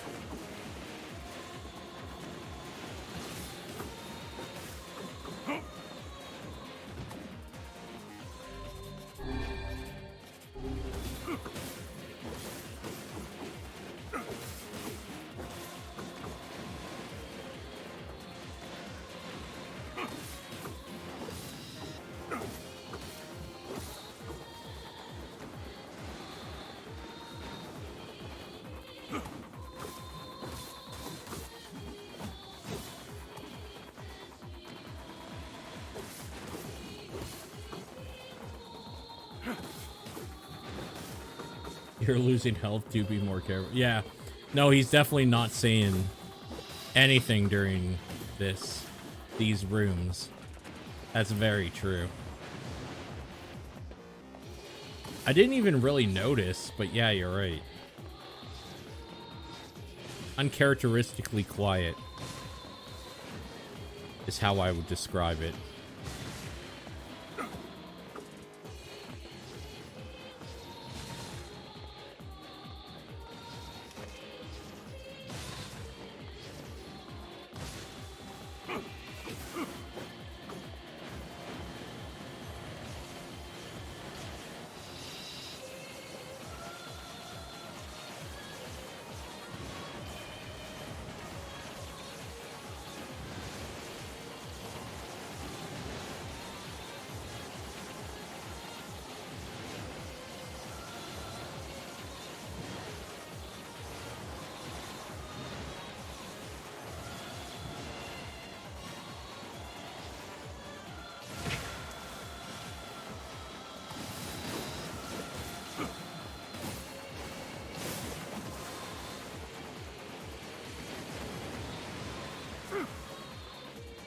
A lot of robots.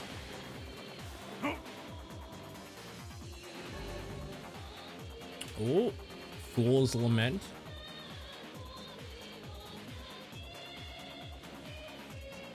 Okay. Mark it off, boys.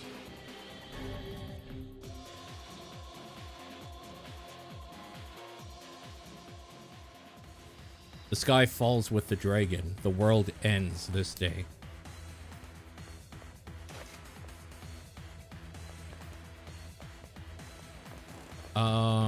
Where the fuck are we? We're at a basketball court. Is this in like the same timeline or whatever as I think this is where the world ends, right? Like with the other brother NieR and Yona as kids, they're at like the convenience store that's broken down. Does that mean Papa NieR starts at like a fucking basketball at some hoops, shooting some hoops outside of the school? Does he have a different starting area?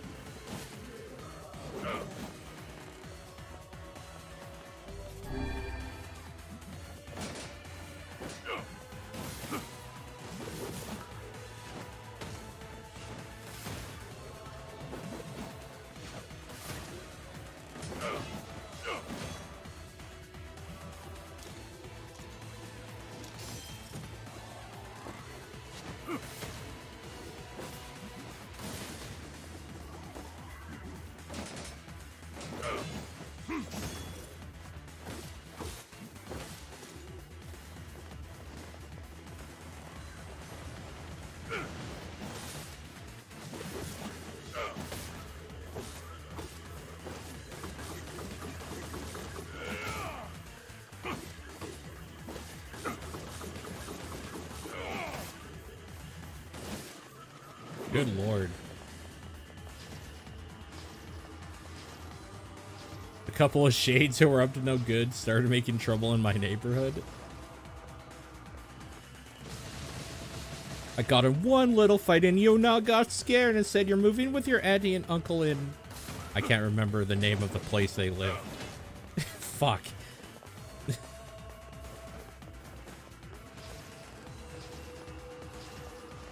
No, not Bel Air. I mean in the game. I remember where they live in the Fresh Prince of Bel Air.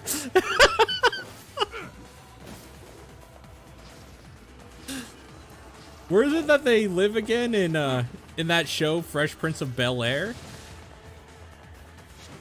I can't remember where they live now.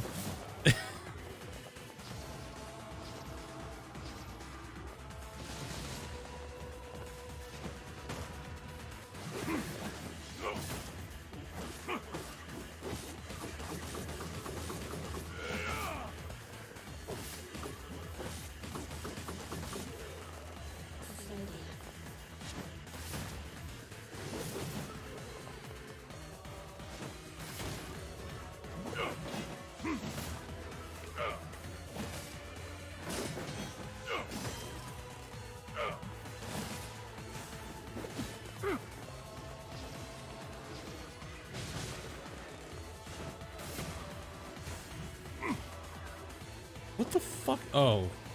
I was like, what the fuck hit me? But that asshole was closer than I had expected.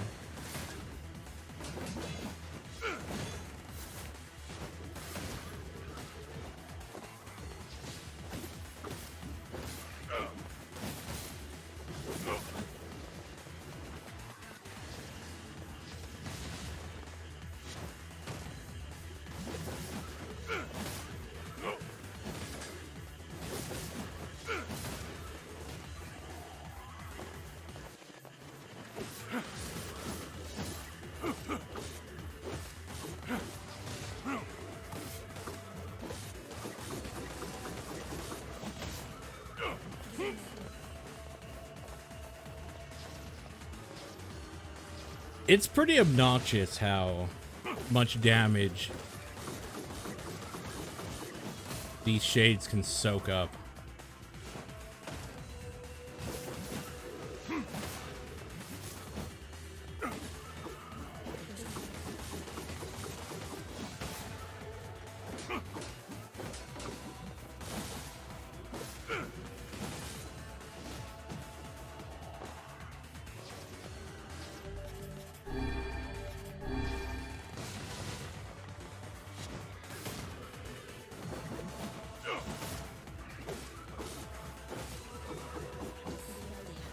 That has to be it, right?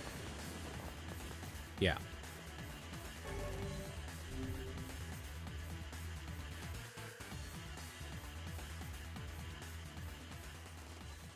The puppet priest collects the accursed prayers and polishes the vessel.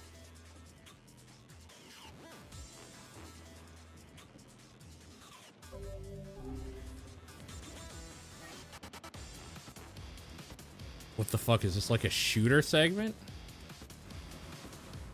It is! What the fuck?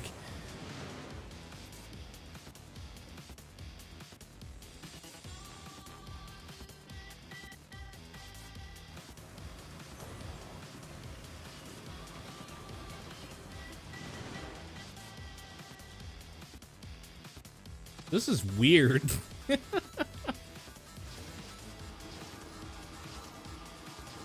Wow, we are taking forever to move here.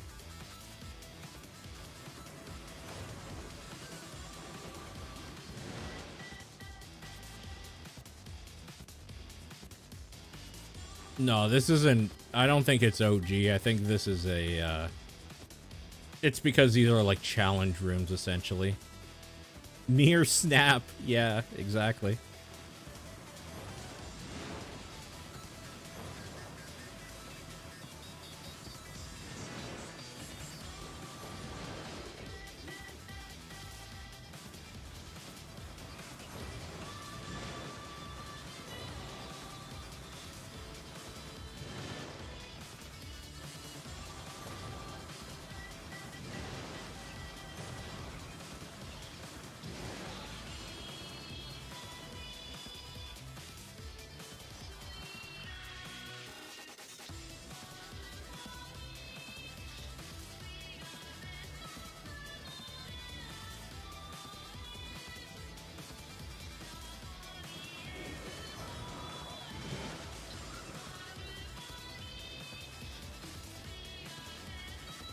I wonder if we actually get off here and fight.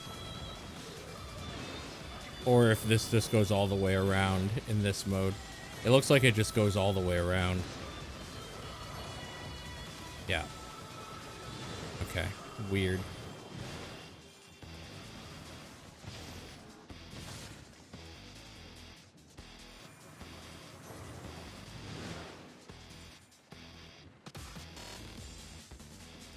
What's on the docket for things to play?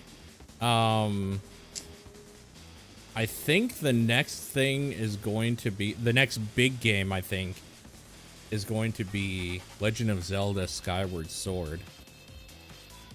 I think that might be the next one. And that's in a month. So probably just taking a look at a bunch of small things in between. I think might be the plan. Baldur's Gate Dark Alliance comes out in like a week. So depending how wrapped up in that I get, that might be a thing, but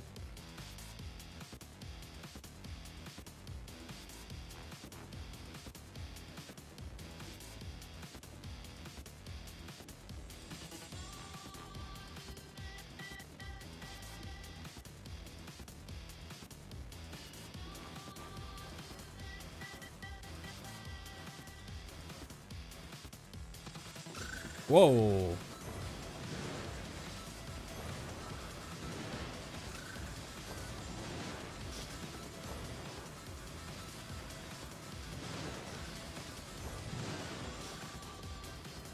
Yeah, Chris Tales is at the end of next month. So the problem is I don't know how long Skyward Sword is. I feel like the Legend of Zelda games, they don't feel like they take a long time. But maybe that's just because like I really enjoy playing them when I do. So I get wrapped up in them quickly.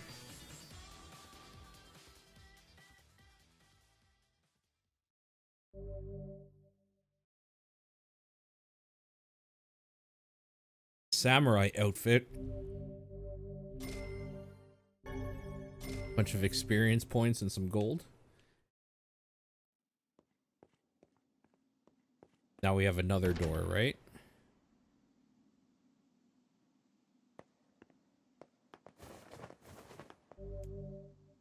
You sense something terribly sinister beyond this door. It may be difficult to endure what awaits you unless your soul is at least level 33. Oh, fuck. It is warning me so hard. Okay, I guess we'll come back.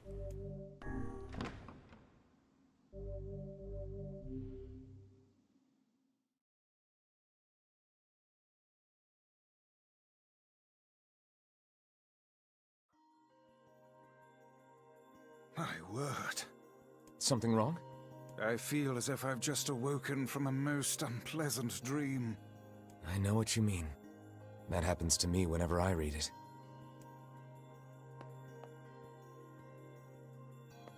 Man, Mom's diary is fucked up, dude. 47 hours? Oh, fuck. I didn't realize it was supposedly that long.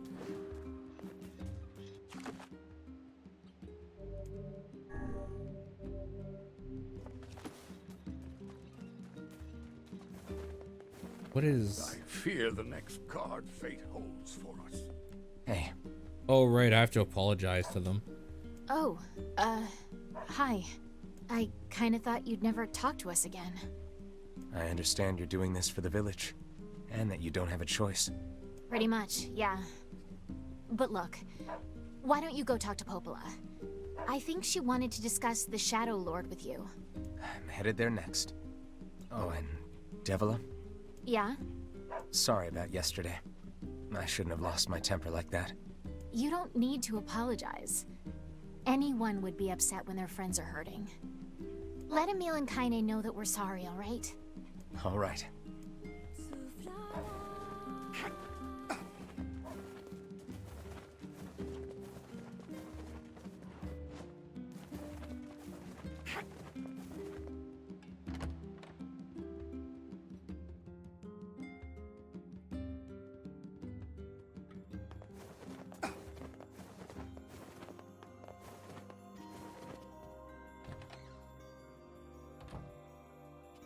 Popola? Oh, hello. Look, I want to apologize for Stop. You didn't do anything wrong. Yeah, but neither did you. You're just trying to protect the villagers. And I jumped down your throat for it.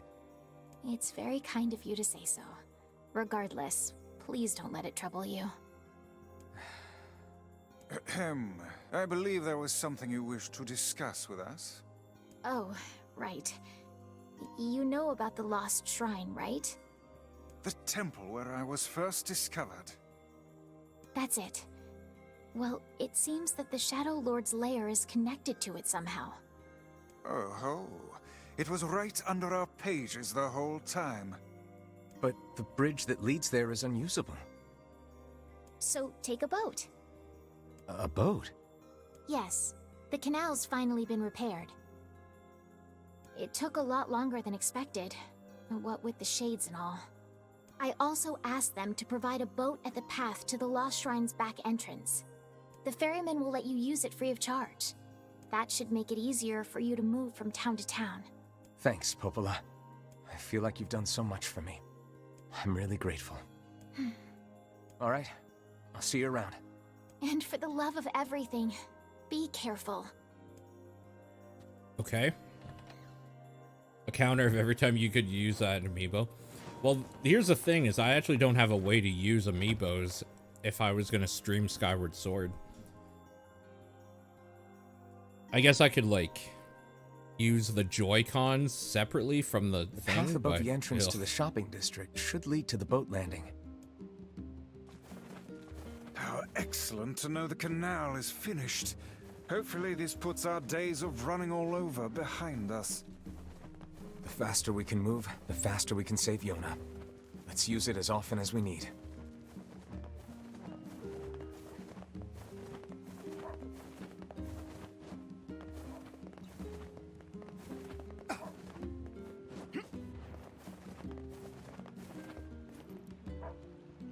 Hey, look who it is. Remember me? That red bag. By my pages, you're... Hey, Whoops. it's been a while. Sure has. I've been in charge of this canal since we last talked. Apparently I did a pretty good job with it because they decided to make me the permanent ferryman. Oh yeah, huh? Congrats. Thanks. Still, it's not all puppies and unicorns. The old ball and chain is always harping on me now about how much I work. Anyway, if you got a place to be, just let me know and I'll take you there.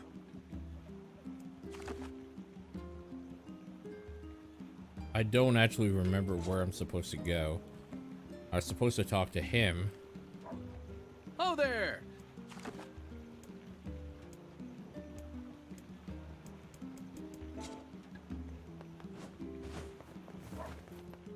Go to Seafront, Oh, I there- guess?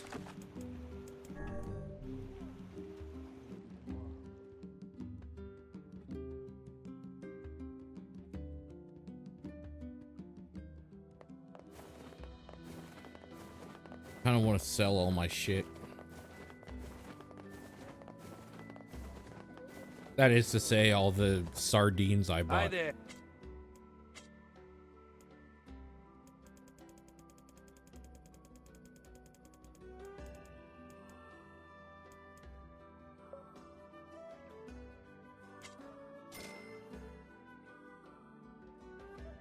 What the fuck does a Hyneria do?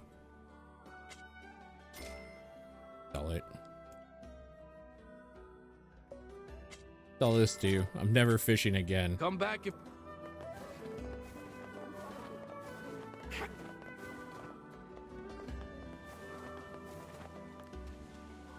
But he sure seemed to enjoy your... So he is, like, just still dead. Even though I'm pretty sure this is actually his Ever model. since she...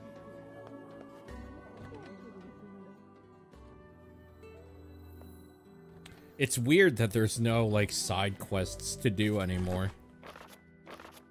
It's even weirder that there's no side quests to do and I'm at 98 fucking %. And by weird, I mean infuriating. That's the more apt word. But I was told to not worry about it, so this is me not worrying about it. I need the map because I don't know where we're going. Current goal, the Lost Shrine.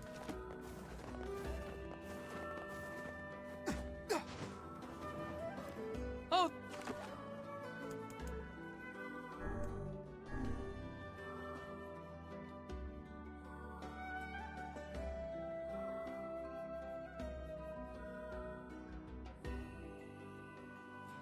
the Lost Shrine's up ahead, just past this cave. As well as the Shadow Lord's castle. Let us make haste.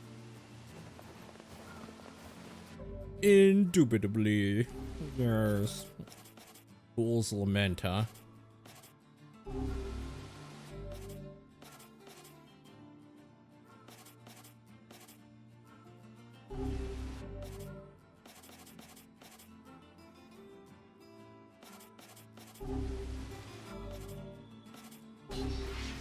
Fuck yeah.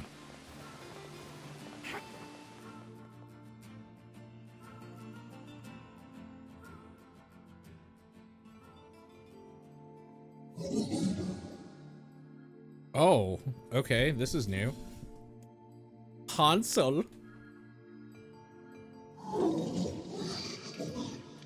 What do you want, Gretel? Go away, dirty defective swine.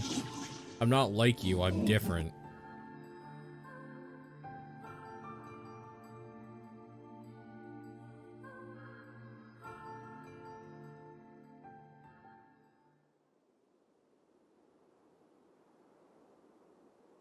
Don't you 98% me.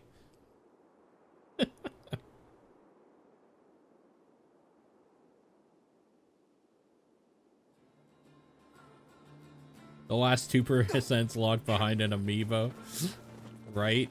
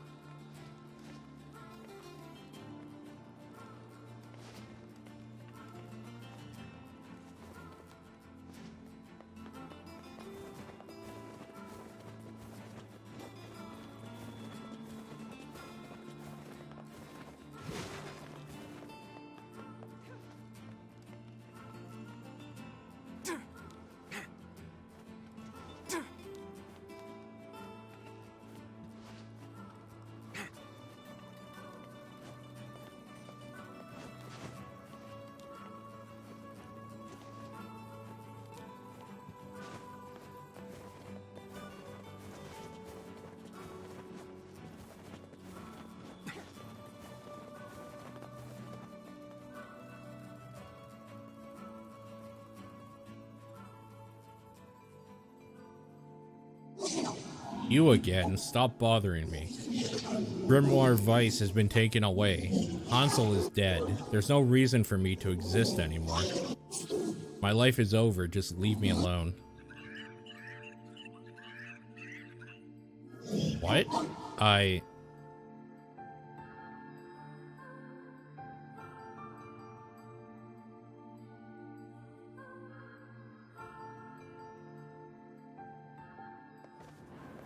Ain't you excited, sunshine? We finally get to bathe in blood. Don't talk to me. I want to kill so bad I can barely stand it. Oh, we can hear. Oh, right, because we're kind of from Kaine's point of view now. Even though, like, the game didn't give us control of her. Because it's programmed to only give you control of NieR, I suppose. That's like all we get her, what she hears and sees and stuff now. Really fucking cool. That girl has been through some shit.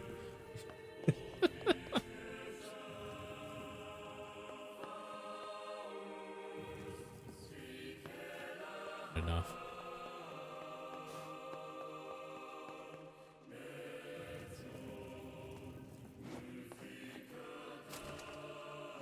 This is all too easy.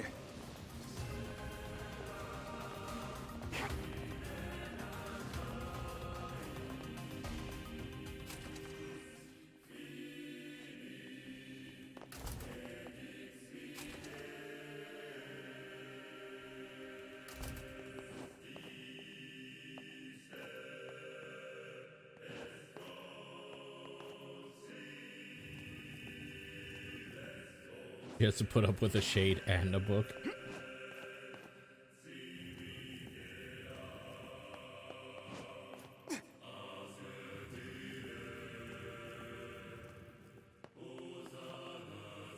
Maybe it's like,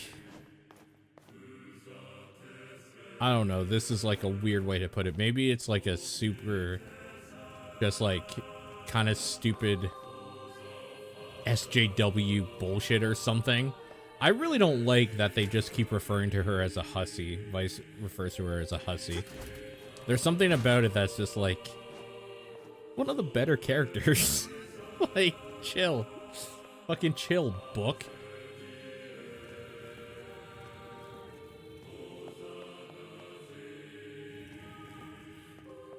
What's a hussy?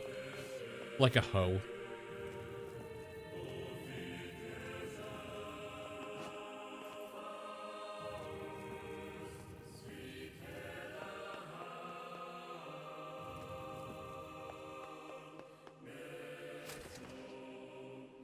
Because of what she's wearing, being in like her lingerie or whatever. What's with these guys? Certainly not your garden variety shades. Their bodies aren't fully functional. Say, I've heard of this. A cursed area where incomplete shades gather. Neat. You've never heard that word before? Oh, weird. Fair enough.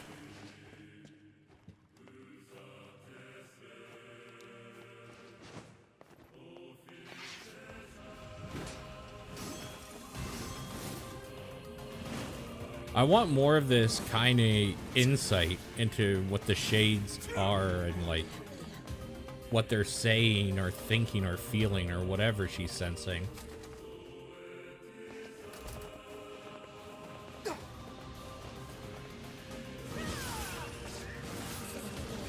I should be fighting more because I should be trying to level up. Like, I shouldn't be skipping as much as I am, I guess. Word edit. What am I using? The Fool's Lament.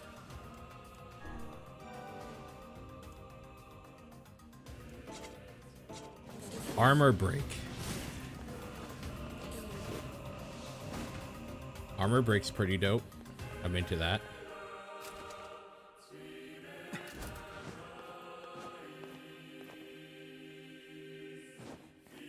I think I have to do this.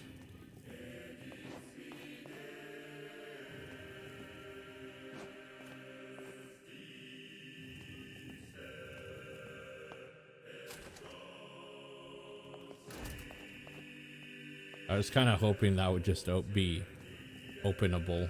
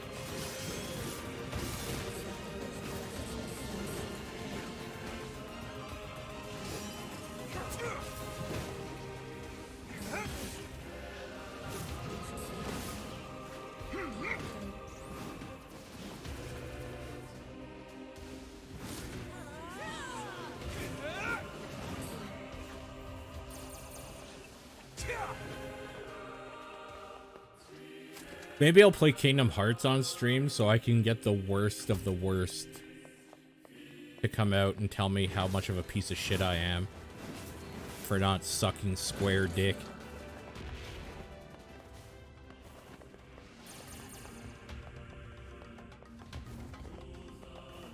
I love Mickey. Oh, oh, oh, oh.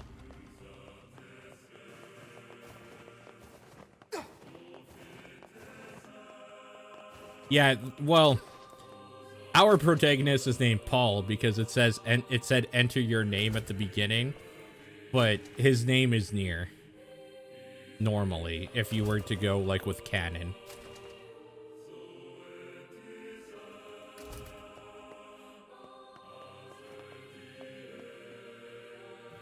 I think there's just like a secret room over here. I don't remember what's in it, but I do want to take a look, so I want to check a look.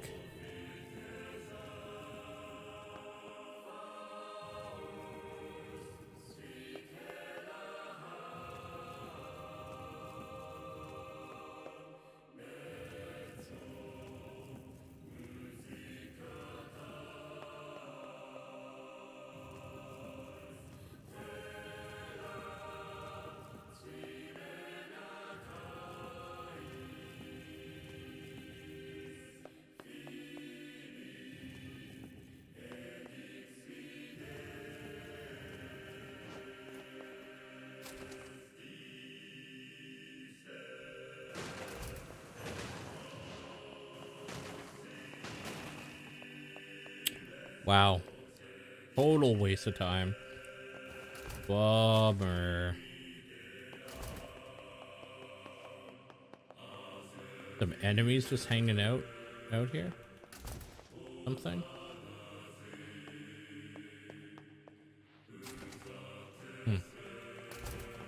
Perhaps not. God, it is so freaking hot up here today.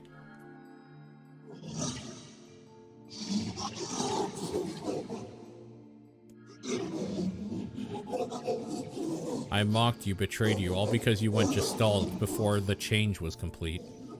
But after all this, I think I can understand you. I think we can speak as equals. This makes me very happy. I hope we can spend the rest of our life.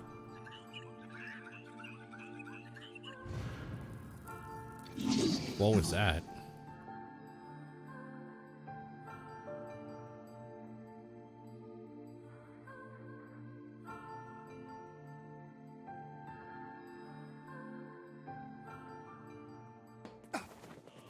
Kaine, Emile, look, from now on, I'm going to sleep outside with you.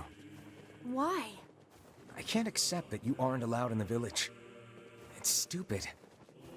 So you're staging a protest? Fun. Don't waste your time. But it just feels wrong. Well, that's really nice of you, but you still don't have to stay out here with us. Emile. You got a super important mission. You can't sleep out in the rain. What if you catch a cold? Besides, I like camping with Kaine. Sometimes we sit around the fire and tell stories, or roast... Emile, that's enough. I got a fucking image to maintain.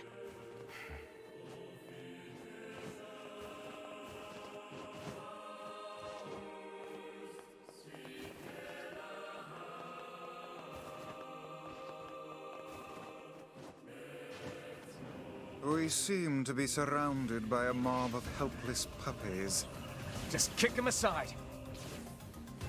Just like a puppy.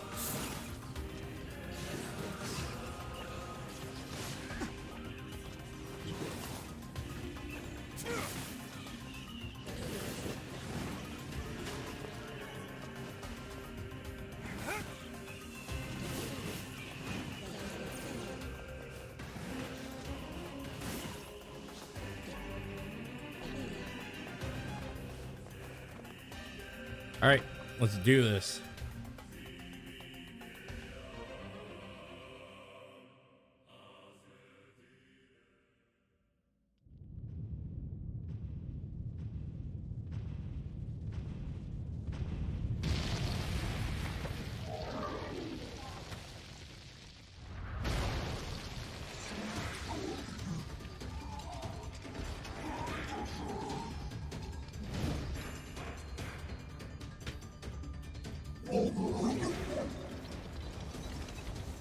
What's going on? There's dozens of them!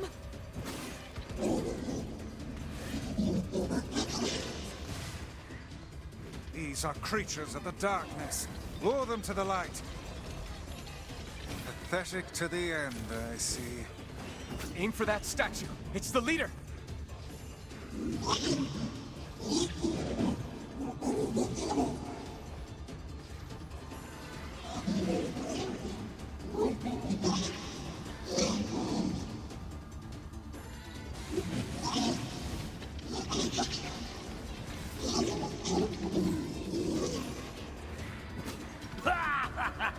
Oh, you're funny. I'm gonna start crying here.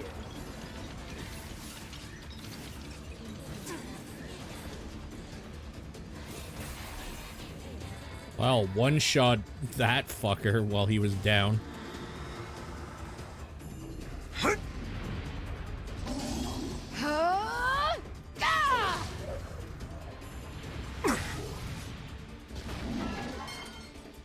Have you felled the beast?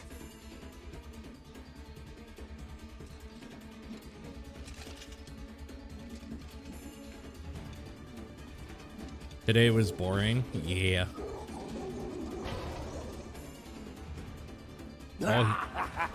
This is one stubborn son of a bitch. That Damn voice. it, damn it! Hey there, Sunshine. You ain't feeling bad for this freak, are ya? Ain't no turning back now.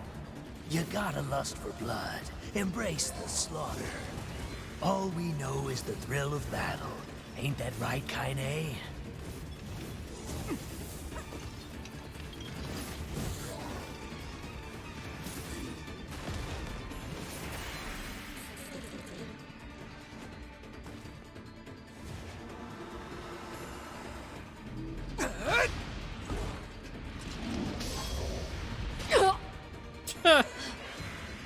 Kaine! I forgot that happens.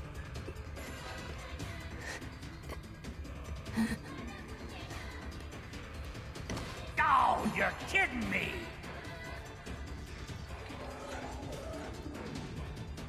Kaine!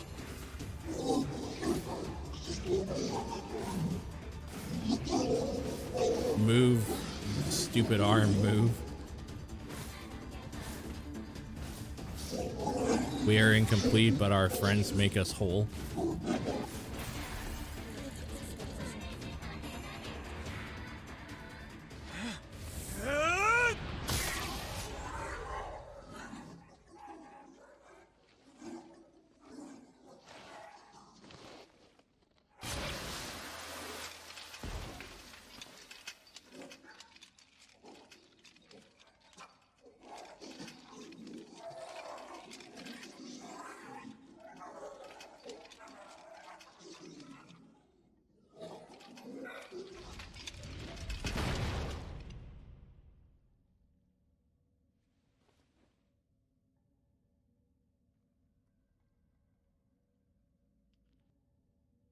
Kaine!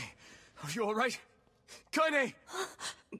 A minor I setback. fear there is little we can do for her. No! Kaine!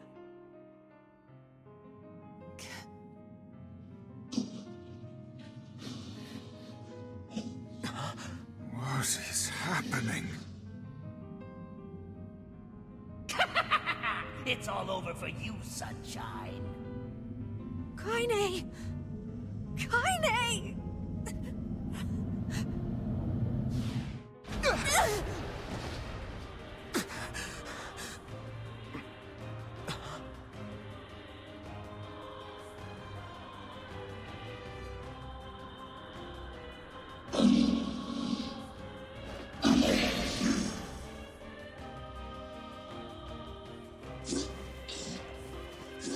It's Kaine's shade! We've no other choice. We must strike it down. Kaine! Come back!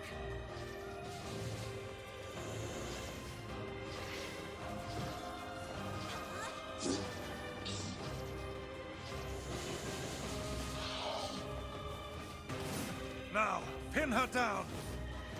With pleasure. Kaine, please! Come back to us! Oh dear. Kaine! Kaine! Kaine! I couldn't hold it back. I can't be with... We're always going to be together, Kaine. If you transform again, we'll just stop it again. As many times as it takes. I don't care how tough it is. We're gonna get you back. Look, the I same like jokes are sleeping gonna be outside made, because okay? I'm with you, Kaine. I'm able to ignore my appearance and keep going because of you. I'm weak, and I'm sad, and I'm lonely. But you make me strong. You're my friend, and I need you.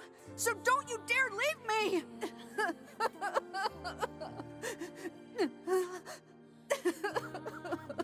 All right. Stop crying.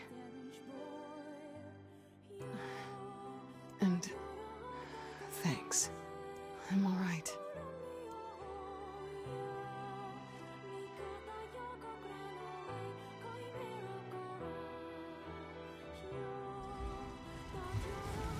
Over there.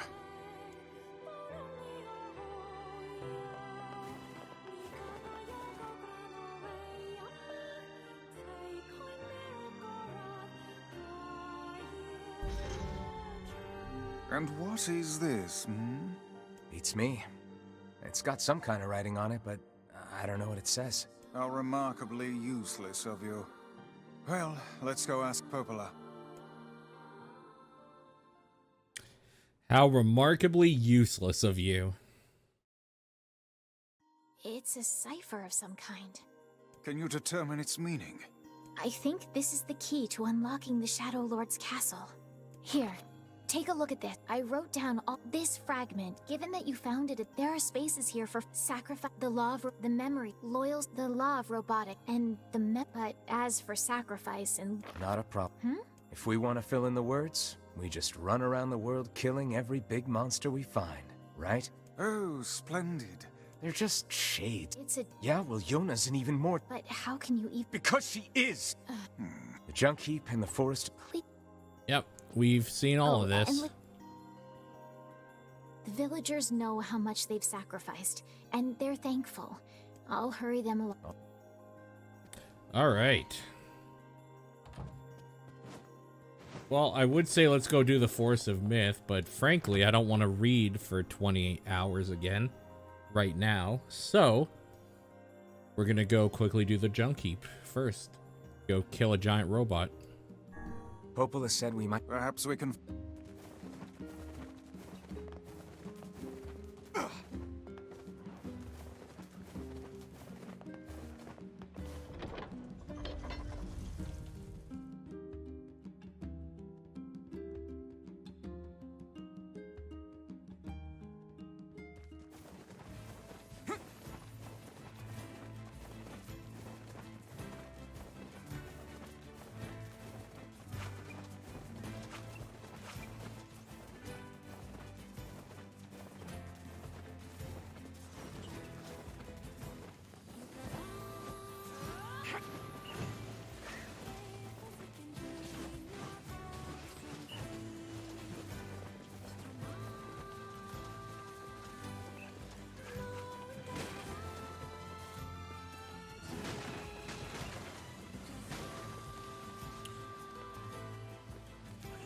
You know what I should actually play between now and July, when this is over?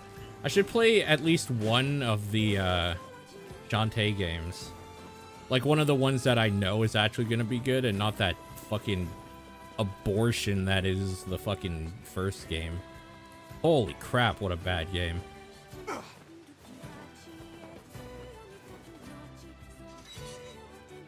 They're apparently not even that long. Probably finish one in like 3 sessions. So maybe that'll be one of the games I play in between. Damn! Where'd they go? Get him! Don't let him escape!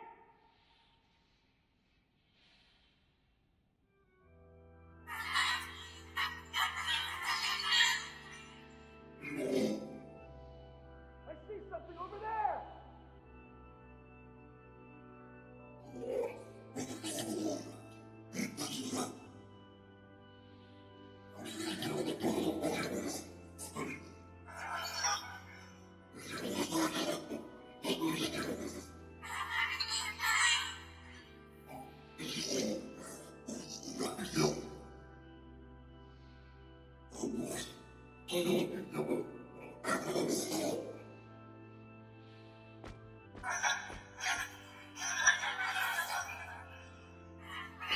Is that the shade that ends up taking control of the giant robot?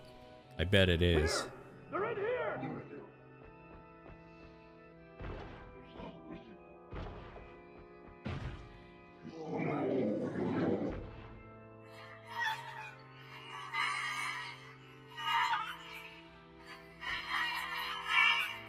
Man, you know what a great time was? Ghost of Tsushima was extraordinarily good.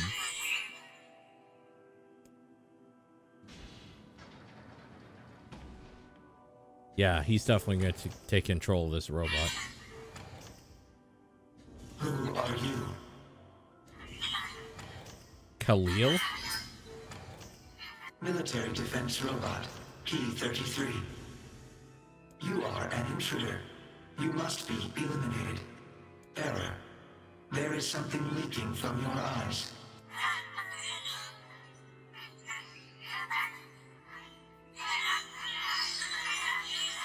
What is crying?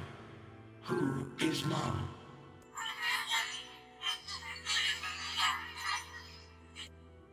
My creator is also dead. He perished hundreds of years ago. 874 years, 10 months, 14 days, 4 hours, and 43 minutes.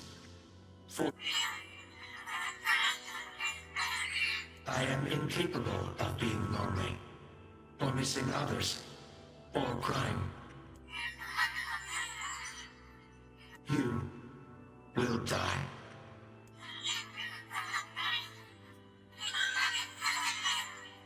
Why will they kill you?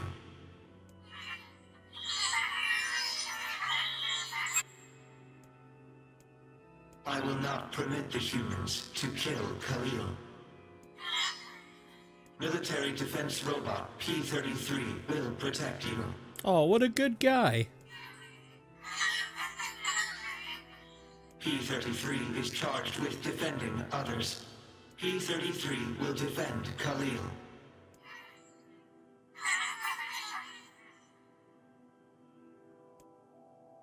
I'm gonna call you BP.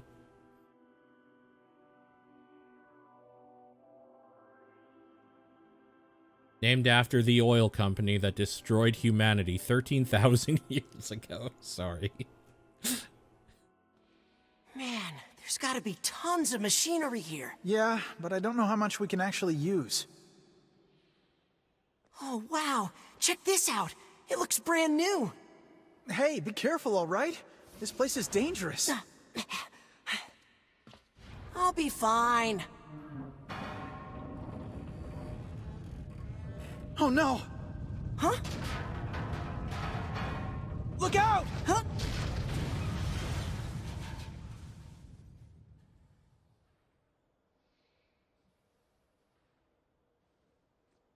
Huh? Huh?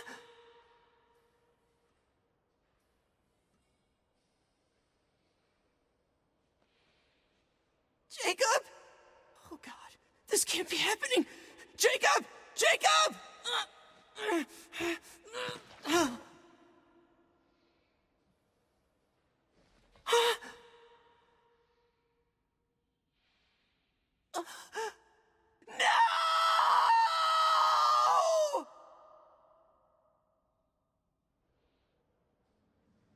Oh, he did.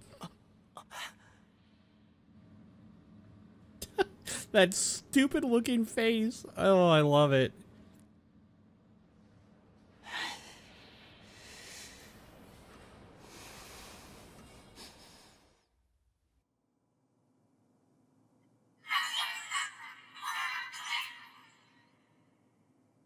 The noise of the intruders caused the structure to fail. They should have proceeded with more caution. One intruder has perished.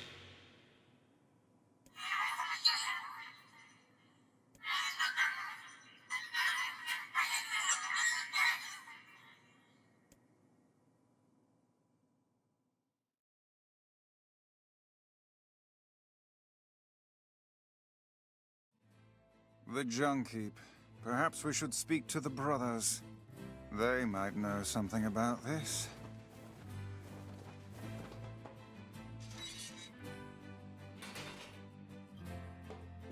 Oh, hey, You're the little one. Our fair's... my brother's... Oh. It's a...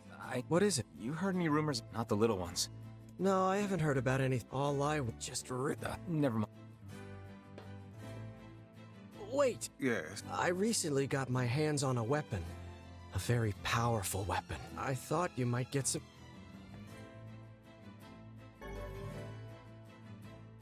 Iron Will. Don't I we had. already have this weapon? Yeah. Okay. Shh. These things happen the second time around.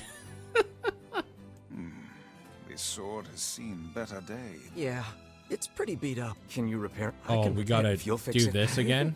I'm gonna need some memory. Only the real big enemies on the... Also, here's the passcode to... You got it. Oh, we have to do all of it again. I thought maybe it would be like, hey, we're not gonna make you do the bullshit again. We'll just have you do the actual thing. Fucking hell. Alright, let's go. Shades are what humanity used to be. Yeah.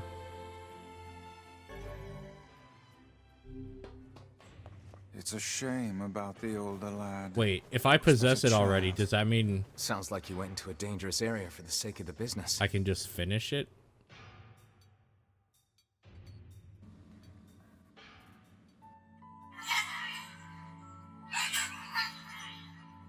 A large seagoing vessel that carries freight and passengers over bodies of water.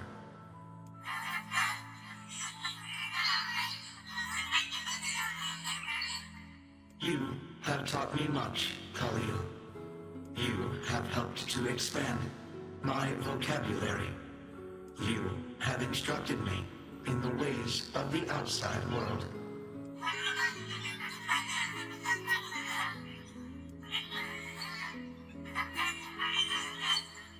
Because we are friends.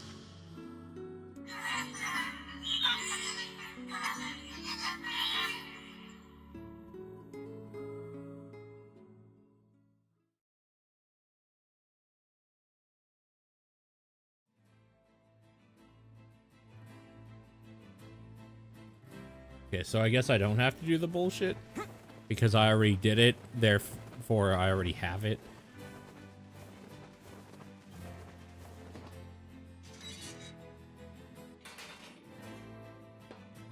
That's some pretty impressive stuff you found.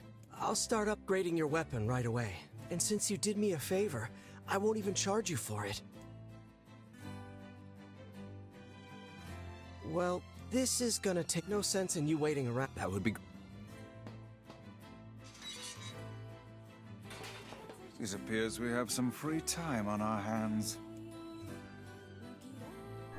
Popola said we might be able to... You will forgive me if... Alright, let's go. Force of Myth.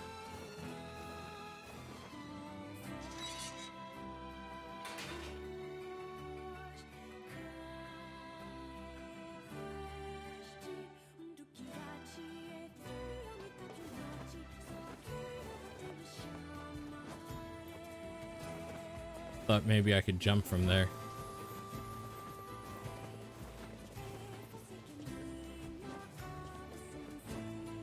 I played through all the Mega Man Z games, right? On the Mega Man Zero games on stream. Or did I miss one?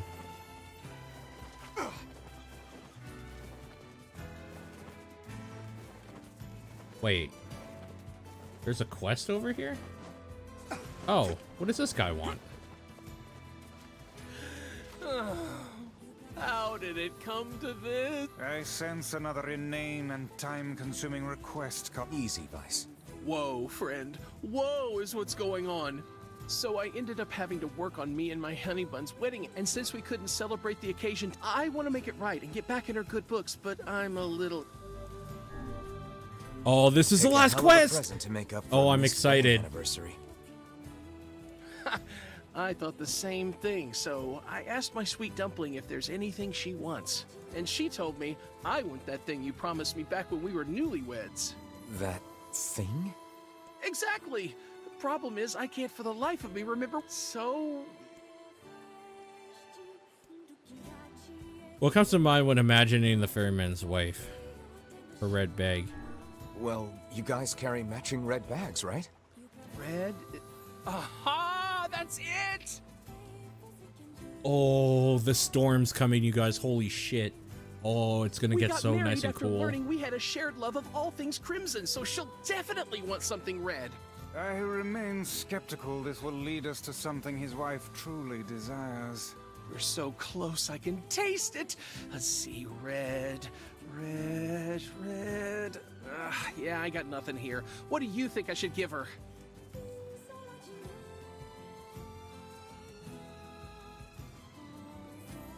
Something sweet. Well, girls like sweet things, right? What, like apples? Yeah, she loves apples, but the problem is she already eats them all the time. Expensive pretty flowers, I guess. Flowers? Oh no, don't make me do any floral work. I don't feel like I've seen my wife giving two hoots about flowers like ever. How about a fancy jewel? Yeah, I guess she might have mentioned wanting something like that a long time ago. This is getting us nowhere. Can you believe she actually married this lout? You know what? Fine. I'll just get her apples, a red jewel, and some red flowers, and call it a day. Oh no. Should be easy enough for me to get the apples and flowers squared away in Seafront. But I'll probably need your help finding a red... How could I say no when you look... Oh, thank you, thank you, thank you! Alright, hold on. Let me open up the thing. I'm not gonna look around this fucking game for a fucking jewel. So let me open up the wiki page and just see where it wants me to go for this piece of shit. Then we'll call it a day.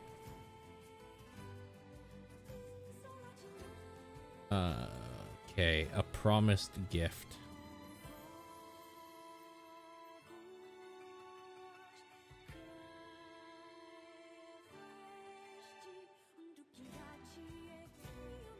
Okay, red jewel from the person in Facade. Where we're going. You know, I bet they sell red jewels at the Strange Things store in Facade. Well, he actually literally tells you where to go. You're gonna get your electricity shut off? Why?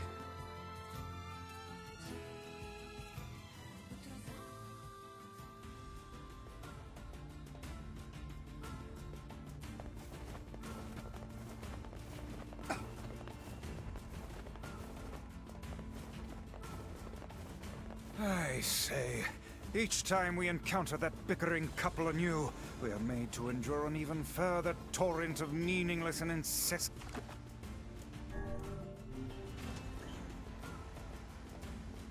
Texas can't produce enough of it. Oh, yeah.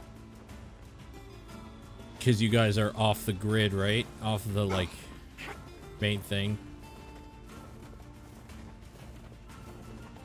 That's so cool.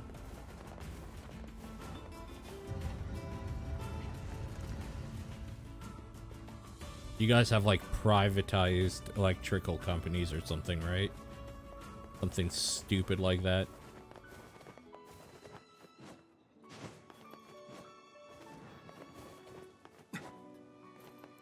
Hey, so we're looking for a red jewel. Long story, please don't ask. You happen to have one? This is less a jewel.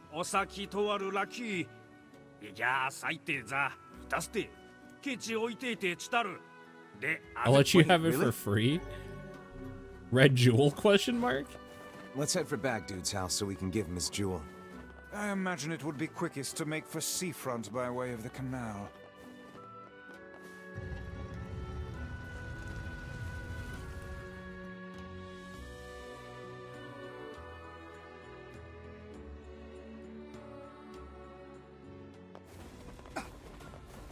I feel the same way about where I live. Huzzah to us for acquiring a red jewel. But is it truly all right to make a present of something we received at no cost? I think it's the thought that counts here. And whose thoughtfulness are we speaking of? Might I remind you, the giver of this present is not even here. Man, I have to say, I really do like that emote. It doesn't get a whole lot of use, but I think it's just so well done. Kudos to Aeneas for that shit, dude. That's quality.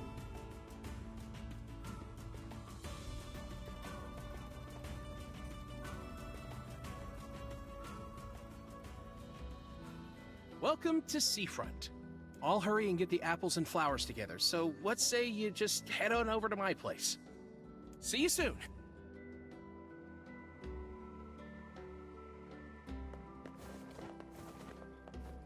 What a journey this has been. Let us make for the couple's home at once. Oh, look who it is! Oh, I remember the two of you. And we most certainly recall you, madam. That lover's quarrel you had back then was the stuff of myth and legend. Oh, hey! Welcome home, honey pants. Hey, Snookums. So, remember how I said I was going to make things up to you after that whole wedding anniversary fiasco? Well, I tried and tried, but I just couldn't remember what I promised to get you all those years ago. But I had these two gents help me out, and we put together a whole bunch of stuff we thought you might like. You handed over the red jewel? Huh. Well, I'm glad you put so much thought into it, but these are all wrong. Very wrong. What? Then we went to all that trouble for nothing. Honey, the only thing I wanted was a nice home-cooked meal. Back when we were newlyweds, you promised to make me a big feast of all your tastiest dishes one day. Remember? Huh. Now that you mention it, work has been so crazy lately that I haven't done much cooking at all. I know how hard you've been working your little tushy off for my sake, Muffin. So, here's your punishment. You're making dinner tonight. And you two are going to join us. Wait, us? You sure? Of course I'm sure. It's the least we could do after all the trouble this big lug of mine put you through.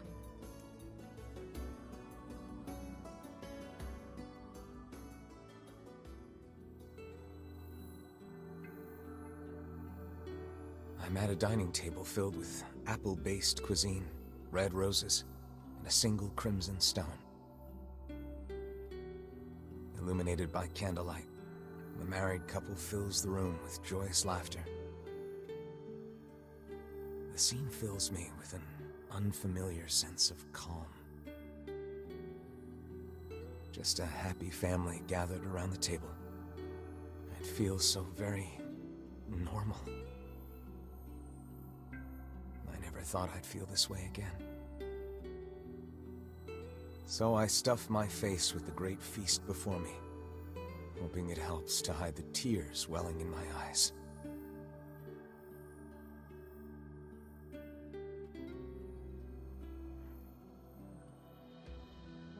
So, what did you think of my Love Muffin's cooking? It was all delicious, ma'am. We can't thank you enough. And though it boggles my mind to say it, I greatly enjoyed the company and conversation.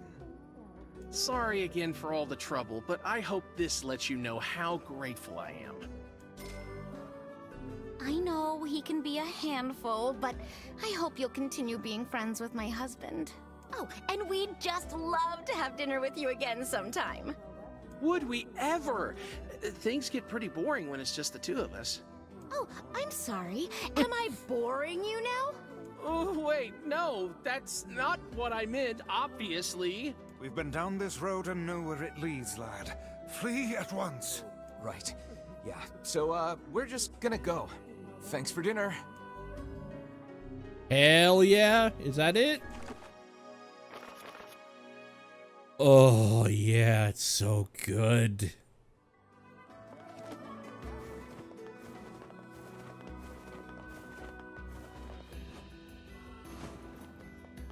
Oh, shit. Does that mean I have to leave and come back for him to actually take me somewhere? I have to reload the area.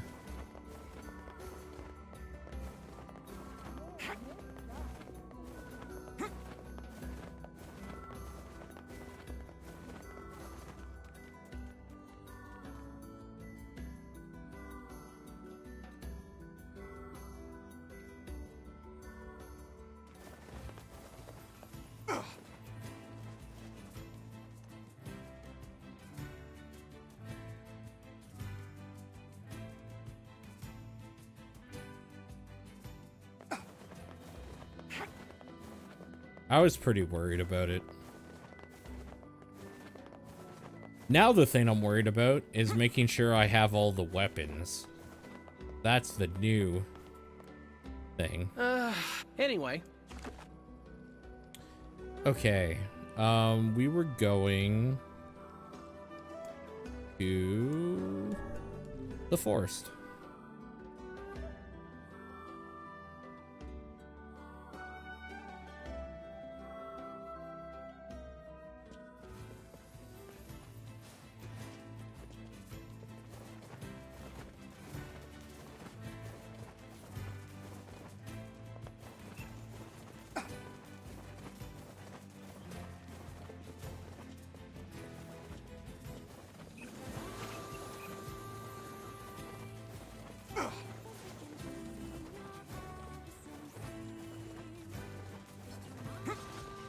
Yes.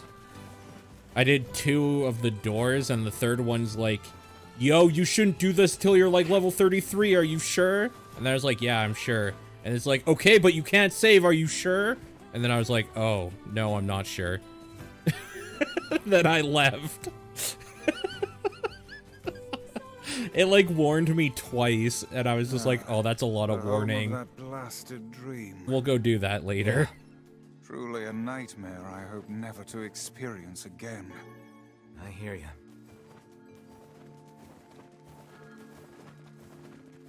Oh, right, we have to talk to him first.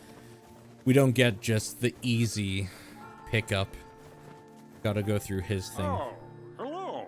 Well, The Divine? It's a legendary tree that exists in the heart of... Did you investigate? Not... And why? Well, we're not... I don't know. Alright, here we go. Let's do it. We are the grass, the trees, the woods. Why do we seem to encounter nothing but odd people lately? You should talk, Vice. As if Grimoire Weiss is capable of spouting such nonsense. Hang on. I don't think it's done. Is the dark entity that governs all memories. May the words form themselves to your liking. Does that mean it'll tell us what we want to know? That'd be nice.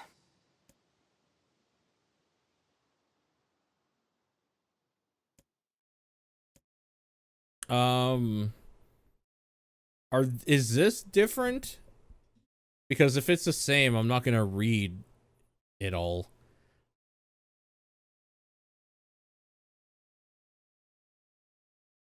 This is the exact same opening. Wait, but time was shorter. Trees turned to sky. This is wrong, whispered the tree. This is not how it was supposed to be. The plan failed.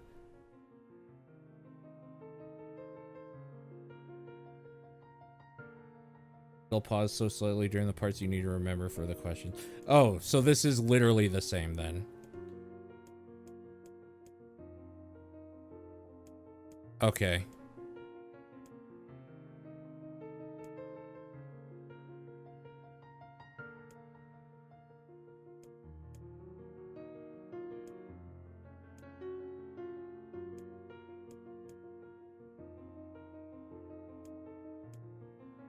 Female warrior White smoke, new ride. How many people? How many? 33. Okay.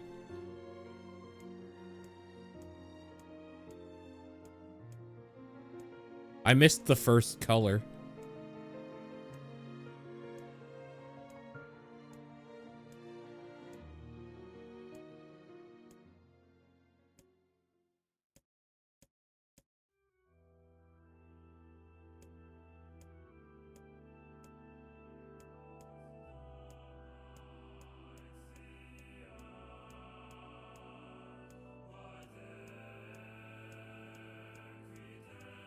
Fuck, I missed the first color.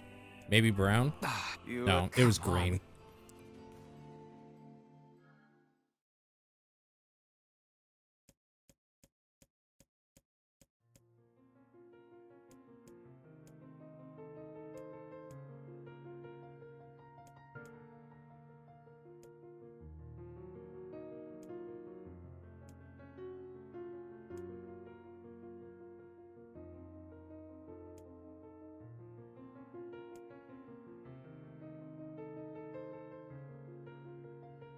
Green eyes.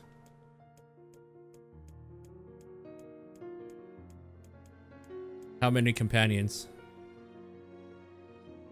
This is literally the exact same as before. 23.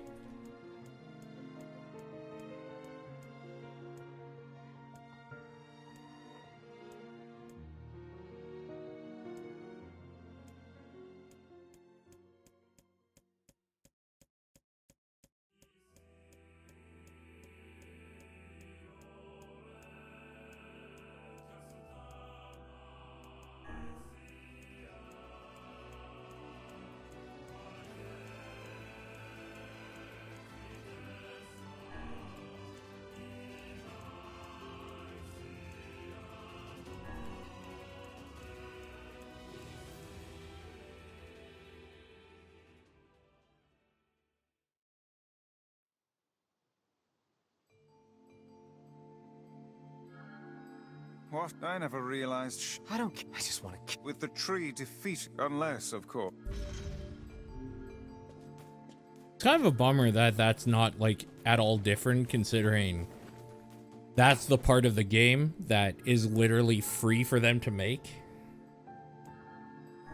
Let's see if the junk heap kid sent us a letter.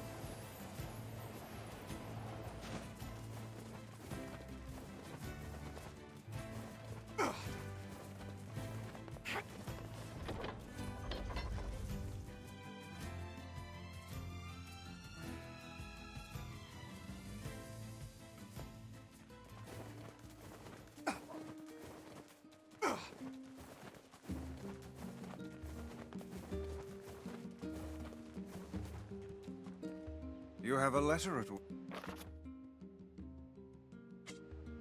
He's done a lot for. Off to the junk heap.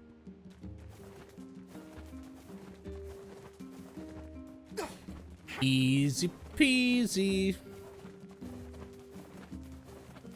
I think it might be faster to just run and take a boar than go to the canal, fast travel, and then run. I think this might still beat it out a little bit, speed-wise, so. Yeah, boar is good.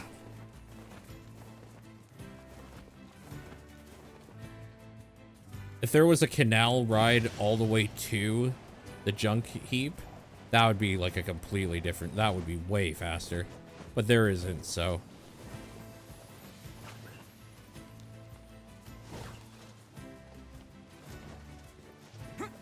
If only. If only there was a fast travel to every, like, main part. Like, directly to Facade itself. Directly to the jug heap, directly to the forest.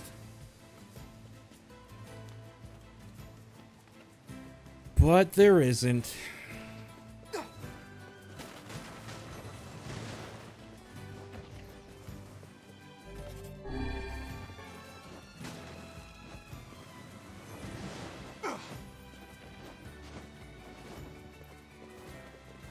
Only we had amiibo integration, totally.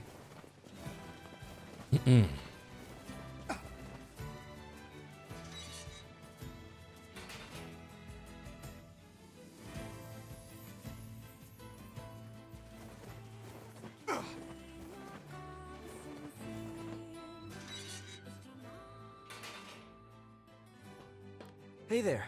Great. You know, I need. It's my. I don't. Which the what? There's a. We're good. All right. Let's go kill the Shade who made friends with the robot and actually seems like a totally nice little dude. Go fucking murder him. Yeah. Because he's different. Yeah, Gideon's a piece of shit, like for real.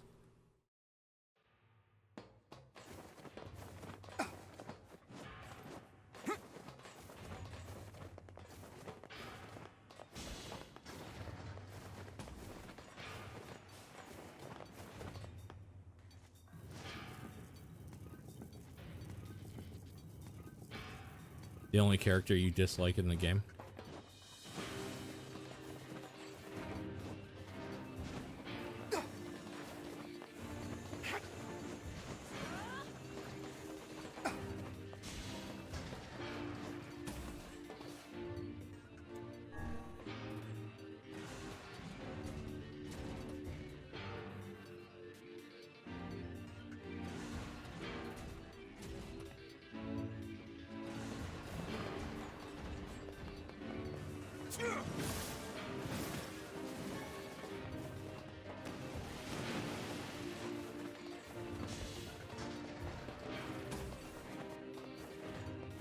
Yeah, I think I might have.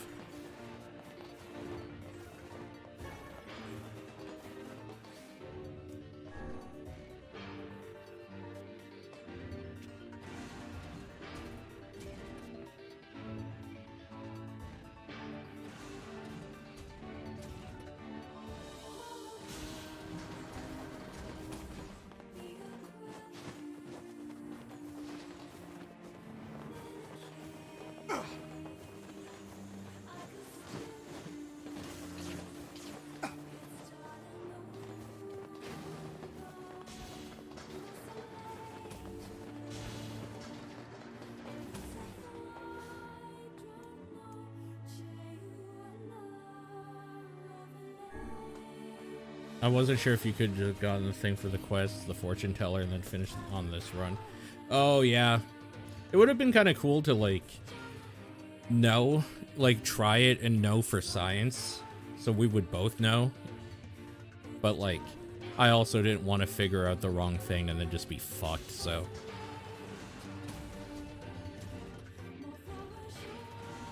The elder brother postponed his joy for the sake of his sibling. Do you think he was ever truly happy? Just making his little brother happy would have been enough. That's what being an older brother is like.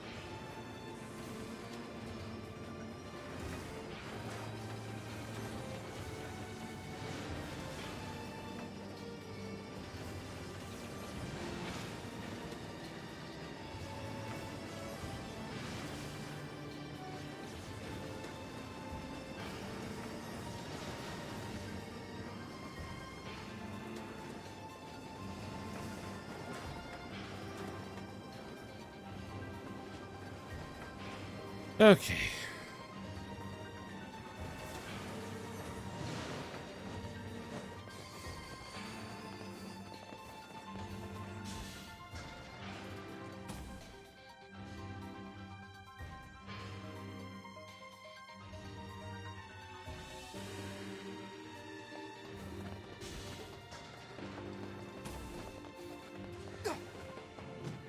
Whoa.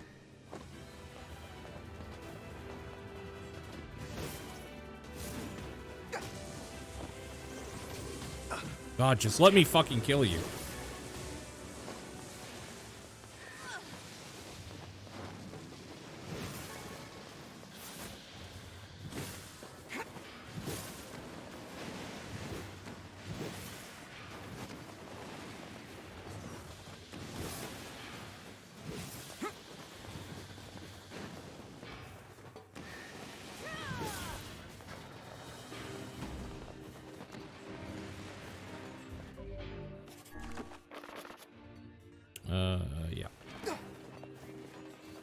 Yeah. Yep.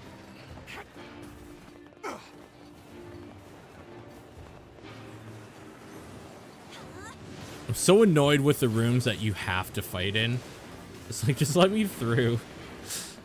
I should be actually fighting everything to level up, but I just don't care right now at all.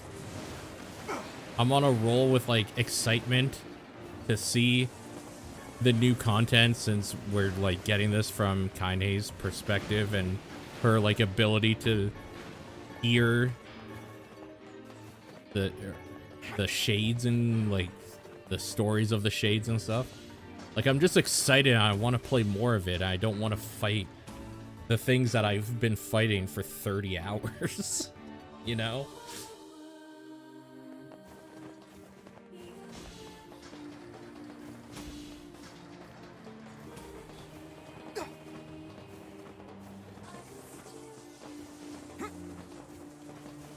I've never heard of a shade living with a machine. What's that about? Don't know, don't care. All that matters is that we kill them both.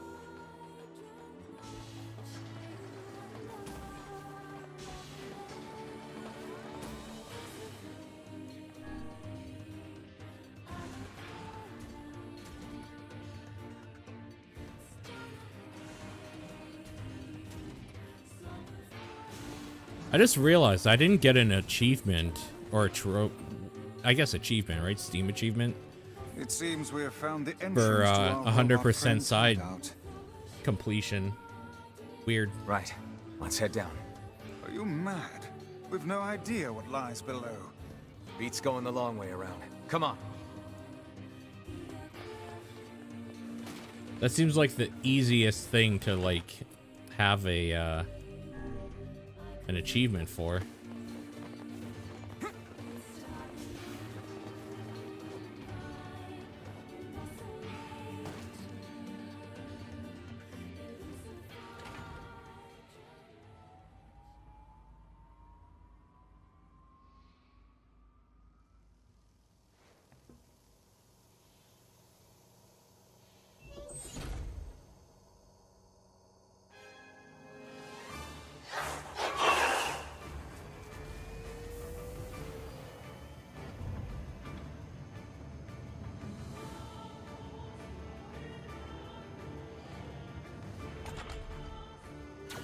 Intruder detected.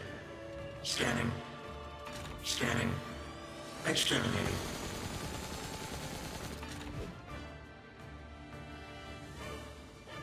Looks like we found him. Good lord, it's enormous. Intruder detected. Scanning. Scanning. Exterminating.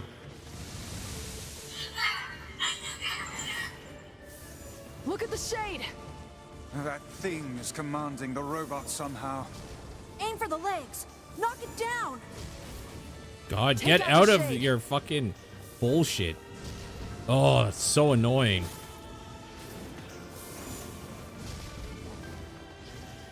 Exterminating. Ing. Ing. Ing. Ing.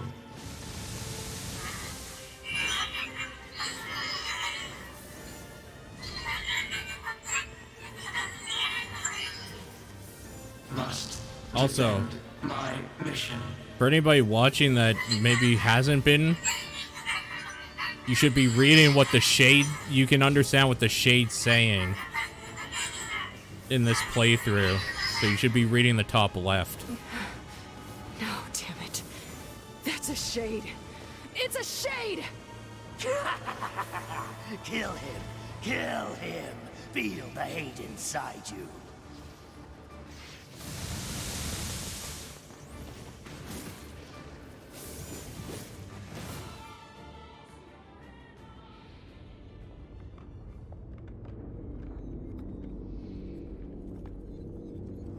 Here comes butterfly mode.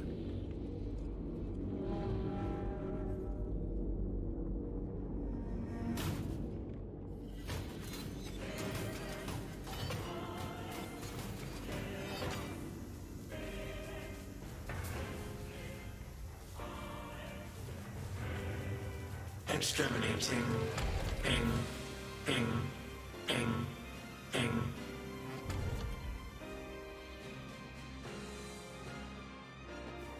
This thing can transform?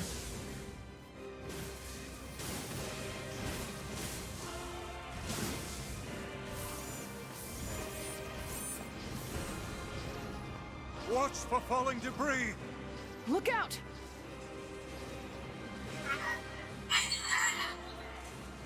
Escape. Escape. Escape. Escape. Go. See the world. Earl. Earl. Earl.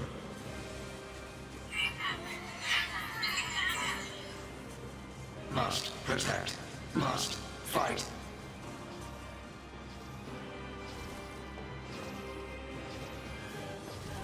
Where do you think you're going?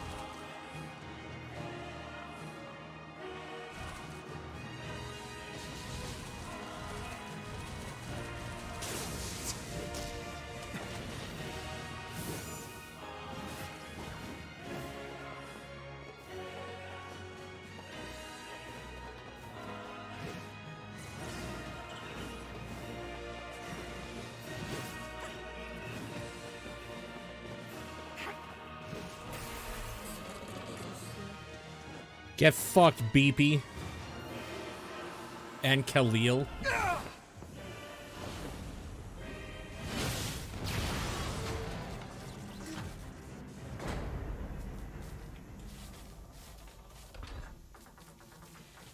Must defend my mission. Defend my mission.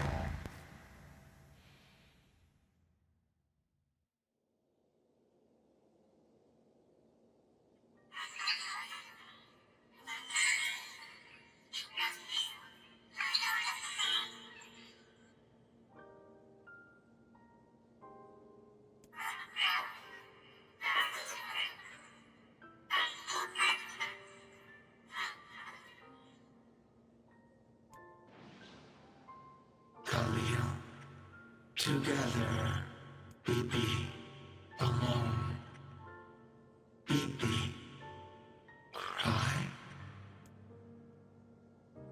We all have problems, Beepy. Get over it. You stupid machine! You killed my family! You Oh, took shut up, everything Gideon. from me! Why did you have to be here? Why you? Why? Beautiful. What a perfect example of humanity. Hey, come on. That's enough. I did it! Just wait. I just fucking look. hate this character so much. God, I wish we could kill him.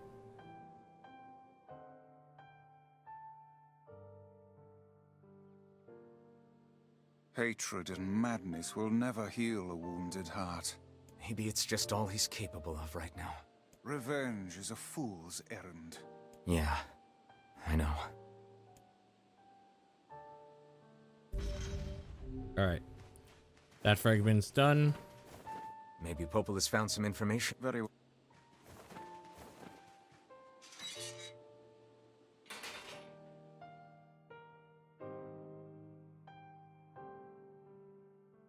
Oh, we have to go to the area. You know, I've been thinking, why was a shade hanging out with a machine? It appeared the creature was actually issuing orders to that mechanical minion. Do you think the shade had a reason for what it did? Actually, Look, it doesn't matter what a shade is or isn't thinking. All that matters is that we kill every last one of them. right. Sure.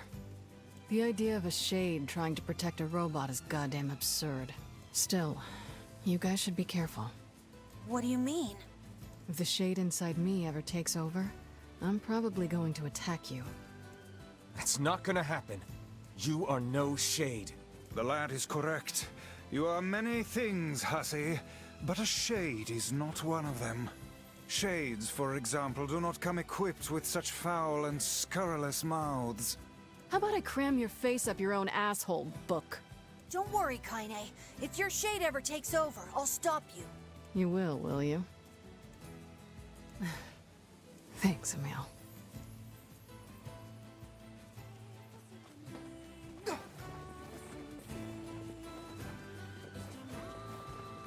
I do wish that, like, you just played as her for the second playthrough, but I think that was probably way past their limitations for time, money, budget, whatever, when this game initially came out.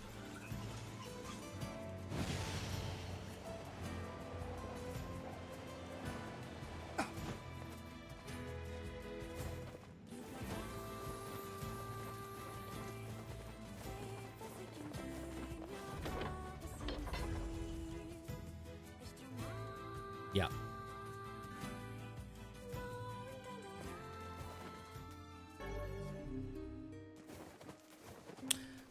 This game has given me a list of things I don't like about Automata as well, actually. I'll discuss all of that when I'm completely done. And, like, I just talk at large about the series. But this game specifically has made me dislike something about the other game.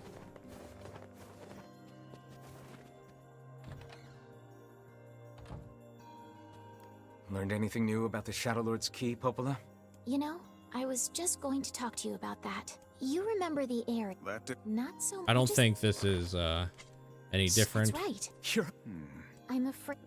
The area and now. I agree. I won't there. Well, try. Okay. That's all the same. Because why wouldn't it be? The same trigger.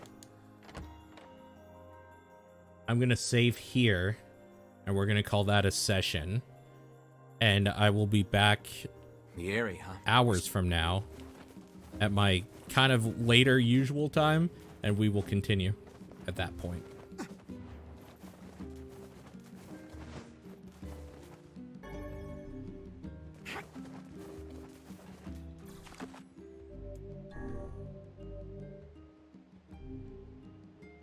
All right.